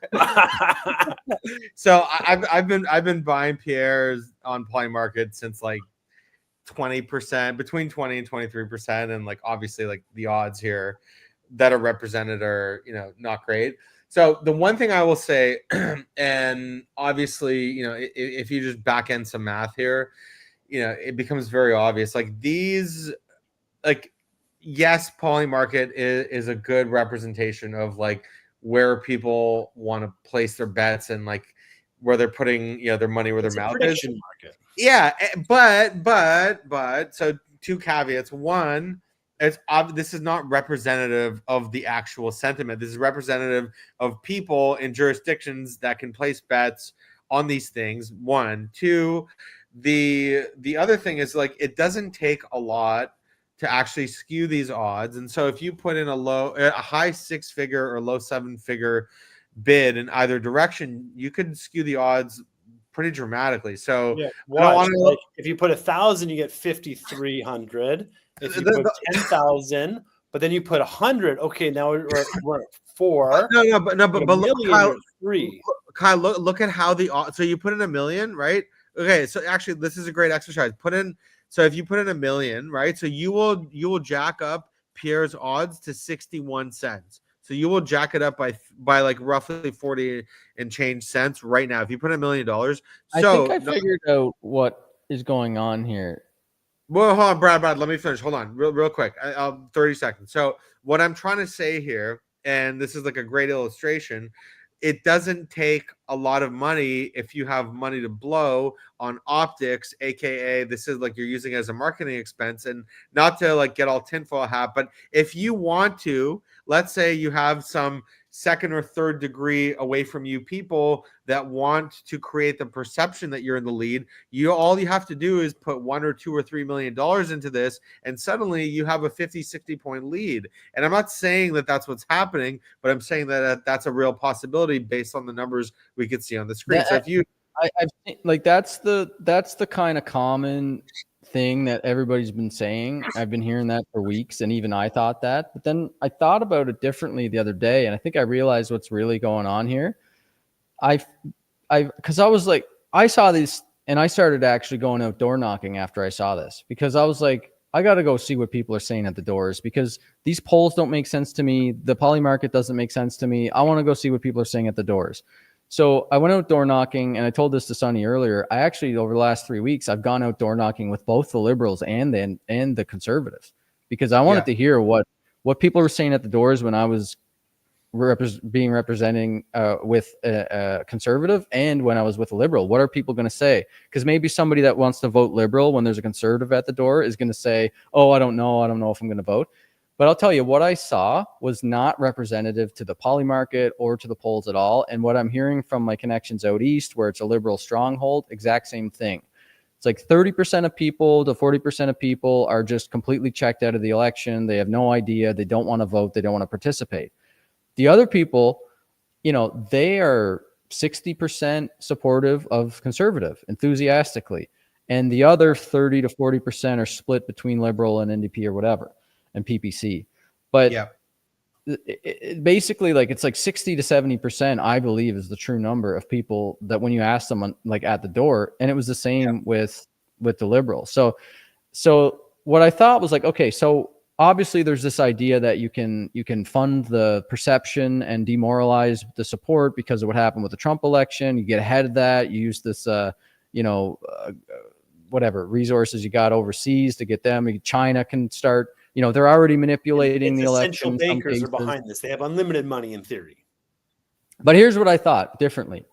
Okay, this is actually a really sophisticated, and maybe my math is not right, or I'm thinking about it wrong, but I think this is actually a really sophisticated way for some trader group to make a shitload of money, because of the reason you just said, that you could manipulate this down. You can demoralize it. You can create a momentum trend of downward, and it's supported by these polls. Yep. It doesn't take much to drop the poll, to drop the odds, because Canadians can't use poly market.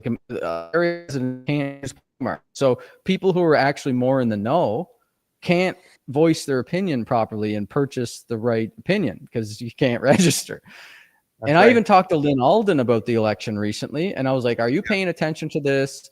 She had no idea. She's like, oh, well, I saw the polls are showing that the Liberal person is going to win. And I was like, are you following it at all? Are you seeing the poly market? She's like, I'm not really paying attention to it.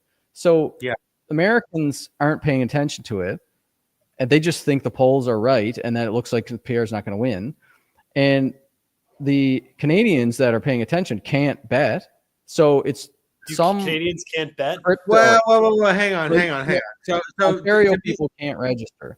Well, okay. Let's be honest about the fact that you could just plug in a VPN and like it's all gravy. Yeah, but like it's even hard, dude. Like I tried. You can't. It's like they do advanced. Really? It's like some of the crypto airdrop things where they'll actually use sophisticated ways to block Americans from getting their airdrops on these DeFi airdrops. Like they're doing that on Polymarket, blocking Canadians. So anyways, the thing that I think is plus what I'm predicting is that we're going to see very close to the election, like probably to like Sunday or something like that, a green candle, like an Omega green candle on Polyev. And it's going to be all manipulated to try to demoralize and get the thing down. So the odds are so good to bet on Polyev that the same people that drove it down are going to make profit on the God candle. So, so here. Okay, I'm happy you brought that up because I've considered this, and they're going to flip. In my mind, there's one of two things is going on. One, the perception is being artificially suppressed by someone that's liberal aligned to create the optics of like, oh my God, there's this runaway lead, blah, blah, blah. Or Brad, what you're saying, option two, which is like you create that perception, but then you're able to buy in at the 5-1 odds. You doing it to just make money. You get as low as possible, and then you flip and you put millions on Polyev, and there's a God candle. There's an Omega candle for Polyev. That's I mean, even like looking at it right now, like you can't. There's only so much volume that you can put into this. Like right now, at 100,000, like you're making 425, but as soon as you go to 1 million. It's like you change the odds dramatically. Look at that. Dramatically. You change the odds from like 18 cents to 63 cents. You change the odds by like a factor of 60%. Like if you put 2 million, it's like you're winning. You're leaving with 2,600. What happens if you put 5 in? Oh, it goes straight to 100 What? probably. So $5? No, 5 5 million. Yeah, go straight to if no 50 5 million. 88 cents. 5 Put million 50. 88 cents. There you go. Put 50. It went to 70 when you did 50. Yeah. Well, 50 turns 50 into million. 50 million. Yeah. Turns into All right. 7. So you're losing 7 money. million. Okay. Yeah. Okay. So there's a sweet spot there somewhere. Kyle, if you go to 7 million, I guarantee it'll go to like 95 or something like that, or it'll go into the 90s. Put in 7 million. Let's see where it goes. Oh, it goes straight to 100. There you So go. it's you're basically even. Yeah, Like, that's but it. you will manipulate that market hard right there. Exactly. So, okay. So my thought is not really that valid because it wouldn't be worth it for them to spend the money on the Carney shares to drive the market down only to then make $500,000. No, but if they spent it early on, it would have been cheaper, right? Like now it's like a little bit more expensive. I guess, yeah, if they spent it, created the momentum, Exactly. and then yeah. It We'll see, but But on the small bets, you can take advantage of this. And then ultimately, when that candle happens, and when those big buys happen, like you can then sell your position at a profit too before before the election has taken place, and the payouts go out. Okay, boys, let's I don't know how much time we have left, but I want to end off on like what we think predictions are for Monday, because to be honest, like I'm still cautiously optimistic. I don't know what to make of all this shit. It's still obviously kind of changing in real time. I'm getting kind of positive and negative signals from from both sides, but just curious, like where do we think we land on Monday? I think Pierre's going to win like majority government. I don't see how it can't happen. Okay. Fucking A. I concur. This feels so much like Trump, and it's so equivalent. And we've just had 10 years of the liberal shit, and people like recognize the bias and the propaganda, and they're just relentlessly pushing the same tired messaging. And yes, there is an extreme fringe minority that is deep under that spell. And it might be a little bit bigger than that, but I think people will be going out, and it's they're not necessarily talking, but when push comes to shove at that booth, assuming the integrity of the elections, because the last election happened in the middle of the pandemic. So, that was like America too. So it was, it was a little bit more shady. This one shouldn't be. This one, there should be a lot more oversight into it, in my opinion. I don't see it's over. It's time. Well, we have to do this. We have to convince people the risks of not participating, because a lot of Bitcoiners, like Bitcoin is our politics, and we opted out of that. We vote with our fiat, and a lot of I engage with a lot of Bitcoiners on Twitter that are just like, they're all globalists, or they're all for fiat, and I'm not going to vote, like accelerationist, all this stuff. But seriously, what's the good of living in a country where you have free speech money that doesn't respect free speech and property rights? You need to go out there and vote for Pierre. Literally, don't vote PPC, don't protest and not vote. This, if you want to stay in Canada and have your Bitcoin self-custody rights protected, you need to go bring 5 people to go vote with you. You need to go out and get as many people as you possibly can convince to vote for the Conservative Party. And if you're a liberal too, and you really don't feel comfortable, or you don't like Pierre, but you're also not comfortable about Crisis Carney or CBDC Carney, it's easy too. Just don't vote. Just don't. That's also another viable strategy. It's just don't. It's already in the bag, guys. Look, I think one thing I'll say on this is and I outlined this in the piece that I wrote, is just there's a very simple way to look at how this election is being played out, and it comes down to this: there's been basically a decade of a type of policy that has been implemented across the country, across every facet of our lives, and where we're at now is the result of that. So these things clearly didn't work, right? no matter which way you measure it, and like all the stats are, you know, they're in the blog post, whatever, like it didn't work. Like it doesn't matter like what your party affiliation is. It doesn't matter how you feel about it. This is not an emotional argument. This is a very rational thing. It's like, did the thing that they tried to do have the result? And the answer is no. And it was really fucking bad. And here we are dealing with the repercussions. So put aside like your political affiliation and, oh, I can't vote conservative or any of this stupid shit, because those are all just like, those are all lenses. Like just put it aside and think about it rationally. Like, this didn't work. Why don't we give this other thing a chance? And this other thing actually has a plan, right? And you don't like forget about like, oh, Pierre. Oh, I don't like Pierre. I don't like this. I don't like that. Forget about him. You're voting for the party and the party policies, right? Give it a chance. It's just 4 years. If it doesn't work in 4 years, go back and vote Lib or NDP. I mean, it might not even be 4 years, too. Yeah, Like, it might even be less. Who gives a fuck? Maybe Pierre sucks. Maybe we're all wrong. Maybe not. And what's the risk? The risk is you're going to go and tank everything further down the road where we know the shit doesn't work.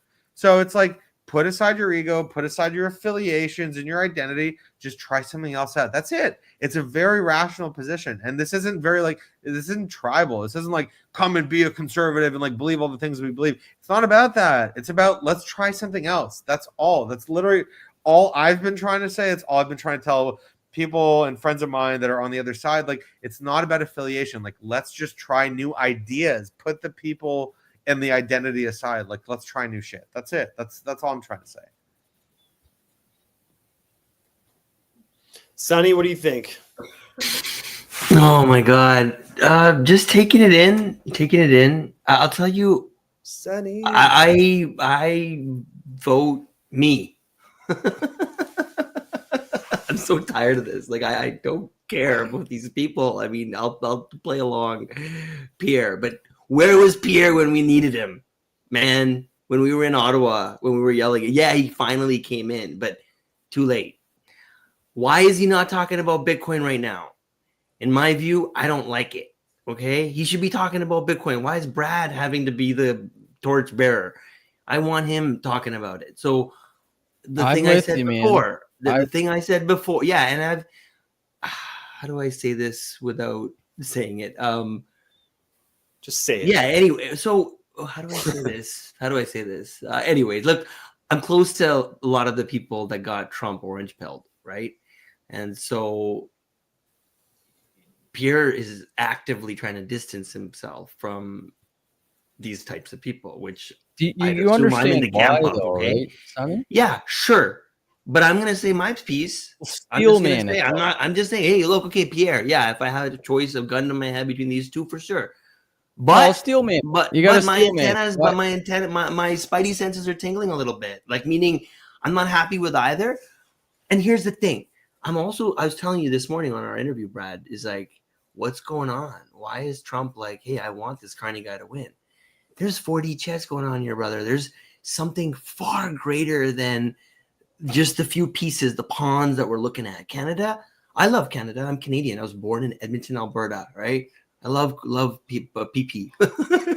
Love PP, okay? I love it. But at the end of the day, Canada doesn't matter on a global scale. Bitcoin will march on.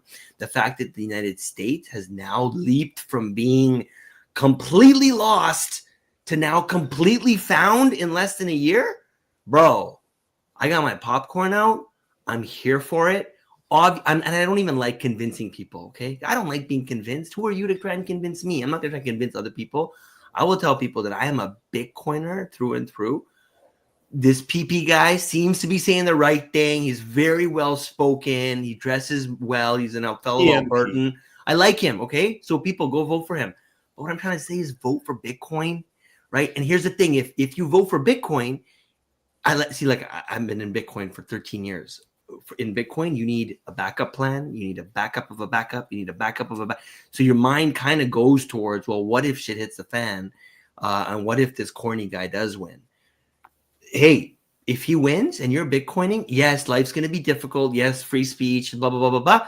But at the end of the day, like you said, you jet. Worst case, you leave the country, right? So at the end of the day, look after yourself, hit the gym, work out, spend time with your family, with your kids, and vote PP.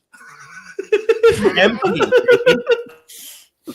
I don't know what to say. But wait, Sonny, I want to go back. Yeah, because go back. it's a really good exercise to be able to steel man a position. And I want to see if you can steel man the reasons why Pierre is not talking about the, Chris Barber and the vaccine mandates and the Freedom Convoy and Bitcoin and distancing himself from Trump, which are all concerns that a lot of Bitcoiners and a lot of people that are that shit was seriously aggravating for. That's what the whole PPC movement is pissed off about that stuff. A lot of Bitcoiners are kind of like, what the hell is he? Why isn't he talking about this stuff?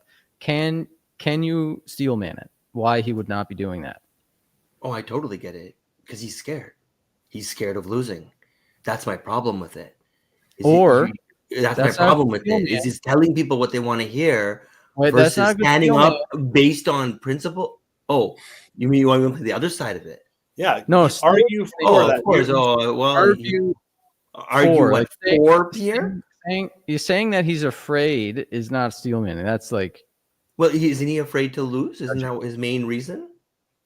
No, I mean, I would say that he's concerned about the optics of that. Most normal people in Canada don't understand Bitcoin, and it opens up attack vectors. I think he thinks that.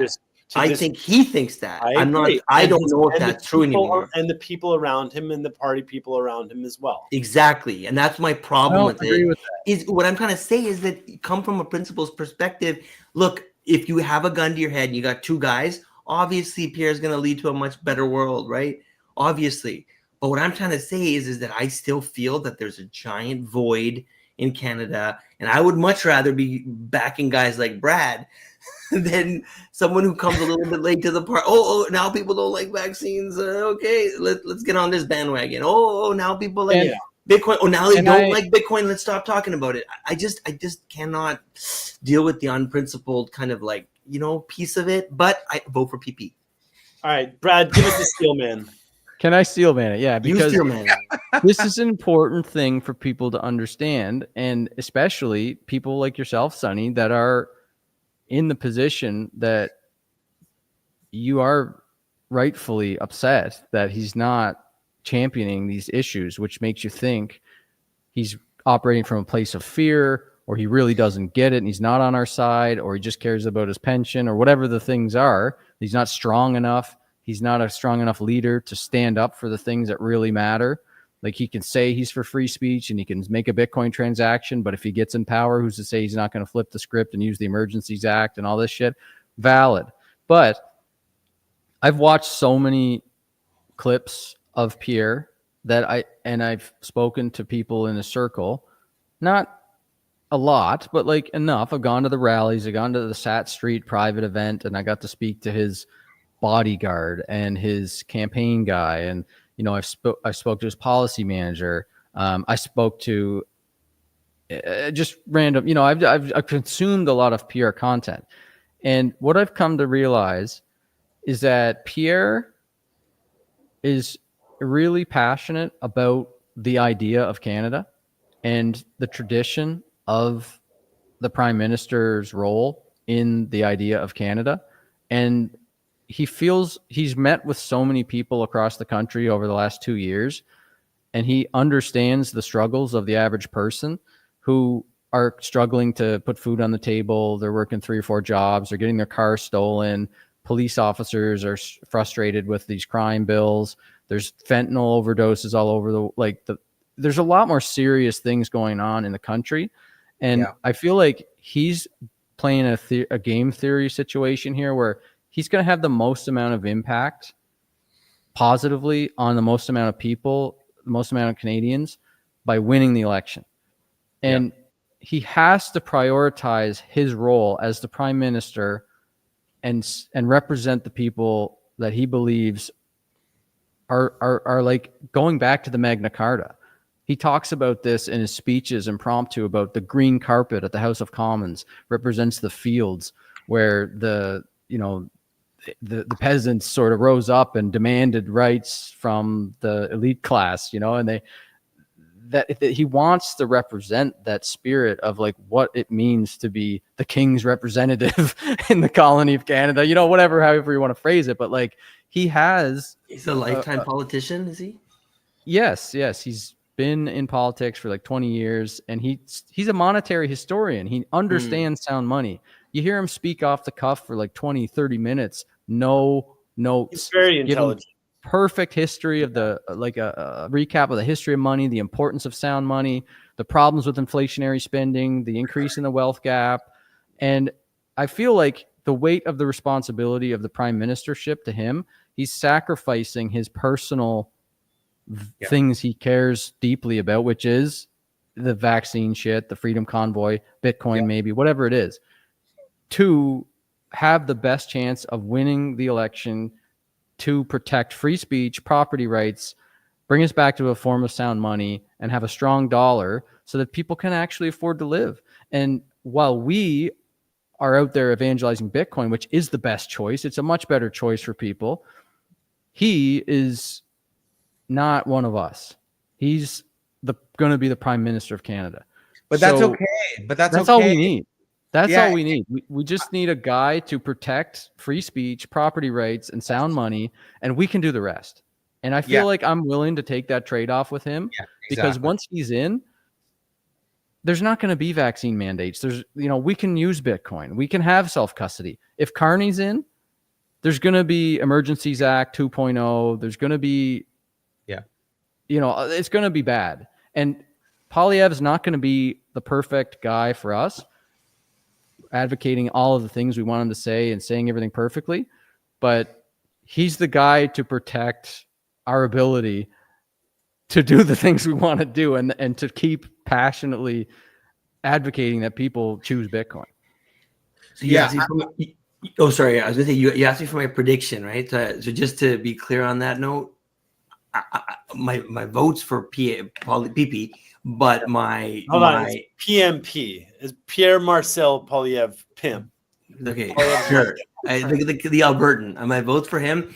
My prediction is, especially after talking to you guys and hearing about how dire thanks for the graphs, Jenya. Like shit. I'm kind of leaning towards corny. But here's why I'm also here for it. Again, I just told you I'm for PP. I'm on this live stream at 11 o'clock at night. I should be in bed. I'm like all about waking up early and stuff. I'm here. But what I am going to say is that the thing that excites me about corny, do you ever feel like you don't have enough Bitcoin? Yeah. Every day. Think about the arbitrage opportunity. If 90% of the people are sleeping out there, again, wake up early, bury your head in the sand, lift heavy weights, eat steak, kiss your little girls and your boys, and go make your best life. Because even if Corny wins, you're going to be able to walk outside. You're going to have the sun. Like I said, worst case, leave. You don't want to be here, leave. I haven't left. I'm still here. Jenya's on the other side of the fence, right? Telling me I should leave. So is everybody making fun of me, going, hey, nobody's here. I'm still here. I'm here. I don't want to. You're here. I don't want to leave. And I'm not going to leave. And I'm not going to leave because of the truckers. They told me and showed me that people have balls of steel in Canada. And I truly don't think PP or Corny really represent the average Canadian. I think he's not giving us enough credit. I think people are ready for the Bitcoin story. If the United States can go this far, this deep into it so quickly, bro, they sneeze, we catch a cold. We're their little brother. That's just how it works. So people are going to wake up here. I don't care about the CBC. You read its stats, 100,000 people watch it or whatever. Bro, you don't think more people follow Elon Musk? Come on, the richest man on earth. You don't think more people follow Trump? And the ideas have leaked out. It's there. It's out there. Now, if Corny wins, so be it. I think if he wins, it's probably, am I allowed to say stolen? Is that still allowed? No, maybe not. Maybe it's still, but you know what? I'm here for it. I'm here for it. Let things get burned to the ground and we'll just keep Bitcoining. But again, I'm voting for PP. I'm voting for Pierre. But I'm just very fearful, especially after going through COVID, that my fellow Canadians are not ready for the truth. I mean, not by and large. There's a certain cohort, maybe 5 million, 6 million are awake, but by and large, most people are still You sleeping. know what? I will say, just to, I just want to like add on to Brad's point. I think that's like the way you articulated was pretty on the money. Like realistically, like you have to take a step back and like look at what is the actual kind of set of objectives and issues that he can talk about that will move the needle to make the election swing in his favor. And as much as I hate to say it, it's not a lot of the stuff that we've talked about. Like, sure, maybe tangentially, like on the margins, on the edges, fine. But it's going to be the economy. It's going to be immigration. It's going to be crime. It's going to be cutting taxes. And that's okay because, and I'm okay with that. Like, we know, like, I think we've all kind of expressed that we agree that he's directionally, aligned with us. And that's fine. He doesn't have to like explicitly say it at every rally. That's okay. I can get past that.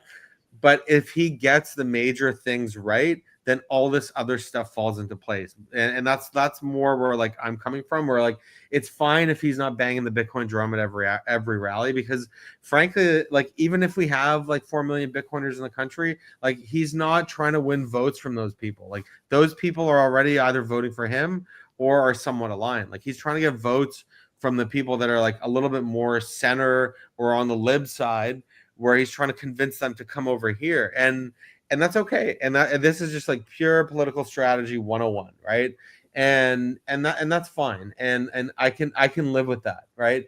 Because if he comes into power and he does all the things that he says, even if he does half the things that he says, great, happy days. We're going to be in a better place. The country's going to be in a better place, right? We're going to be kind of directionally moving, in a more positive, kind of energy. And that's fine. I'm okay with that. But I think also, Sonny, to your point, even if like let's say Carney wins, it's all like I don't want that to happen. It's not the end of the world, but I actually think if that happens, that will activate more people more aggressively, right? And I talked about this with a couple of buddies earlier. It's just like there's this thing with like this is turning into like a boomers versus everyone election, right? And the funny thing about that is like boomers think like, oh, okay, like, oh, we're old, we have like our homes are paid off and we have our RSPs and retirement, all this shit. It's like, okay, fine, maybe you do, maybe you don't, but let's assume you do, right? Like, do you like, unless you're planning on dying in the next 4 years, you're still gonna have to live with the consequences of this election. And in 4 years from now, when there's another election, where the fuck do you think everyone else is gonna vote for? Like, it's gonna swing even more aggressively to the right. Right, if we assume that Carney's gonna do as much damage as he will, so like in either case, like I think we'll be fine. Obviously, like we're all here to support Pierre, and like we obviously hope he wins in like a runaway election on Monday. But end of the day, like we're gonna be fine. It's just a matter of like, is it gonna happen on Monday or is it gonna happen 4 years from now?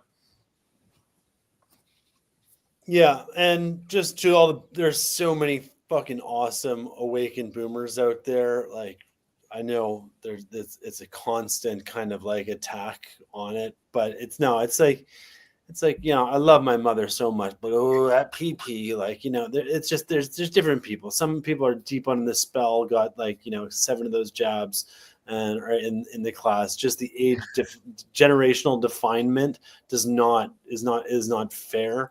But okay, I will, if anybody is looking for something to do, I feel like, I wish I had the time, but there were some fucking awesome clips out of this show tonight that would be very helpful tools to be shared around to people who are not voted or to be made aware of, because we've reached 6,000 people have tuned in on this show. It will probably get 10 times that. Full play, not a chance, but a little clip instantly going out, hitting the right chord, can get hundreds of thousands of views and get people thinking about these actions. So please clip and share. Look to tools, look outside of the social bubbles as well. There's an app that we're using in campaign land down here called Reach. I assume it works in Canada. It's pretty awesome. And what it allows you to do is send messages directly from your phone to people in your contacts. Templated messages makes it really easy to send. You can send pictures, you can send videos. So like the direct reach out, like people see text messages 100%. Actually, it gets into them. Emails, tags on social, DMs, that stuff, like is very small kind of conversion rate. But direct messages, personal messages, calls, pouring your heart out, video messages, very, very powerful, especially, towards getting a discussion going. And, remember as well that you might think that you could convince someone in 10 seconds. That generally doesn't work like that. Try and create a space, a container with a question that opens it up. That's not a hey, or it's create that little bit of space, create that connection, and then, lead into a little bit of discussion. Small actions can make a very big difference when you have a large force of people. And guess what? There are a large force of people that are very vested in this. And, Brad has seen it out there on the ground. And I saw you, Brad, your message the other day, just let's talk. And Brad, I commit to you, let's go. I'll do this every day until Monday towards keeping this out and pushing out little clips because, I've burned all my bridges with Uncle Mark and Team Trudeau and Team Liberals. I don't give a fuck. And Bilderberg, I've called them out over and over again, but I know that their apparatus runs much larger than just this party. But it's okay. We have to fight for the truth. We have to fight for what we believe in, and really believe. I firmly believe that Canada is the most incredible country. We have so much opportunity. We have so much talent, and if we can just wake up, fucking take a break from the weed for a week or two, guys, and focus, we can crush it. We can make unbelievable action, make unbelievable value, and really be a world leader. And on one note, Kyle, I think things have gotten bad enough that maybe not all the people have woken up, but I think a lot of people, at least in my circle, that used to think otherwise, they've come around. And it's not because of Bitcoin. It's not because of the vaccine even. It's about carjackings are up 420%. They literally have WhatsApp groups with hundreds of their neighbors sharing every day break-ins in their homes, and things have gotten bad in Canada. And so we definitely need change. All right, buddy. Are we bringing this one to a close or what? Well, yeah. Are we going to do this daily until? Hold on. Do we have anything else? Hold on.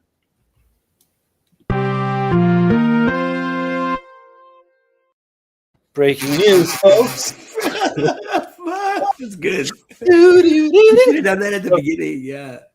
It's hypnotic. Every Wednesday, 9 p.m., we run the Club Maha podcast. I invited Ian Carroll to join us tonight as well. He's an American. He lives in Washington. He's got a big following. He's also tuned in on all this. I invited Nolan as well, Kyle. He wasn't able to join. Let's get more people. Let's get the discussion, because the great thing is we had 10 channels open here going out across 10 different channels to 10 different destinations. We can do that. More people can come in. When's the next session? Tomorrow. I mean, I would Friday. Tomorrow, daytime. Man, I'm working.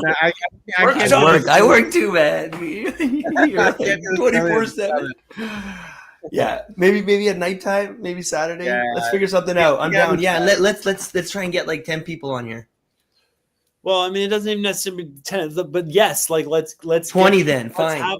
Let's have a good open discussion. Let's have some critical. Let's do it. This is fun. Some other parties too, because this was really good, and thank you everybody, and thank you to all the people who tuned in. Man, so many people watched. That's crazy. Thank you for the donations. Bring it home, baby. Crushing it home. Elbows down. Elbows down. Yeah, and remember, like, yeah, Pierre is my pick. P-I-M-P, pimp. Like, I feel like pimp's a good nickname for Pierre. Like, is that bad? Is that will that cause more harm than good, or is that kind of cool? Like, can you be a PM? Because P It gets too close to strong. Bitcoin. PMP is much stronger than PP. It's almost Dude, like yeah. elbows up, though. You know what I mean? Like it's gonna sound a little corny to the other side. But I've been hearing these "bring it home" chants. That kind of resonates. I like that. No, like because it's like their 51st state and this and that, right? It's like "bring it home, baby." I like that. I don't know. To me, it feels pretty Canadian. I think that's what I keep hearing in the background. I like "Bring It Home." I like it. It's like kind of like I'm a hockey vibe. like bring it home, bring that Stanley Cup home. I feel a little weird doing groupthink stuff though, so like I don't really like to conform to sayings and slogans unless it's fix the money, fix the world, because I really believe in that one. No, but dude, want to bring the jobs home, bring the investments home, the resources, right? The talent. I don't know. I like it. For what it's worth. No, and I really thought that the Sens Leafs would be like playing like on election day, but it looks like it might not even make it that far. So, that will allow people to focus as well if we can, because they happen to throw it during a time when what's going on. So, anywhoots, guys. All right, boys, let's call it. Freedom, baby. Let's go. Thanks All right. for putting this together, Kyle. Yeah, thanks, man. Appreciate it. This is later, guys. Cheers. Bye, everyone. And if I'm going to play a commercial on the out here, it's for I don't think they can service Canada with that one. This one, it's really important that we take care of ourselves, take care of our minds and our bodies. And my friends over at Hana have something amazing, so check it out. Wait, Brad, if Corny does win, will you run? Corny! Next time? I will run across the border. I mean, there's a lot of people that want to run to Alberta. There's a big movement kind of that way. Yeah, I'm from Alberta. Yeah, I'll run to Alberta. Home there. Hey, dude, I have a room for you in the basement. I'll run across the Canadian border to Alberta. Perfect. Oh, and predictions? If Corny does win, which I'm hoping doesn't, Alberta leaves 100%. by summer. That's my prediction. All right? Okay, interesting. 100%. Yeah. Equalization is screwed. The Maritimes are screwed. Hey, the year that El Salvador, on January 1st, I went on Tone Vase's show and I predicted that a nation state, and it was kind of cheeky, more like, yeah, right type of prediction, but I did predict it. So this one would be another big one. All right, gentlemen, we'll talk soon. Peace out, boys. Have a good one. You guys. Ciao. Big love.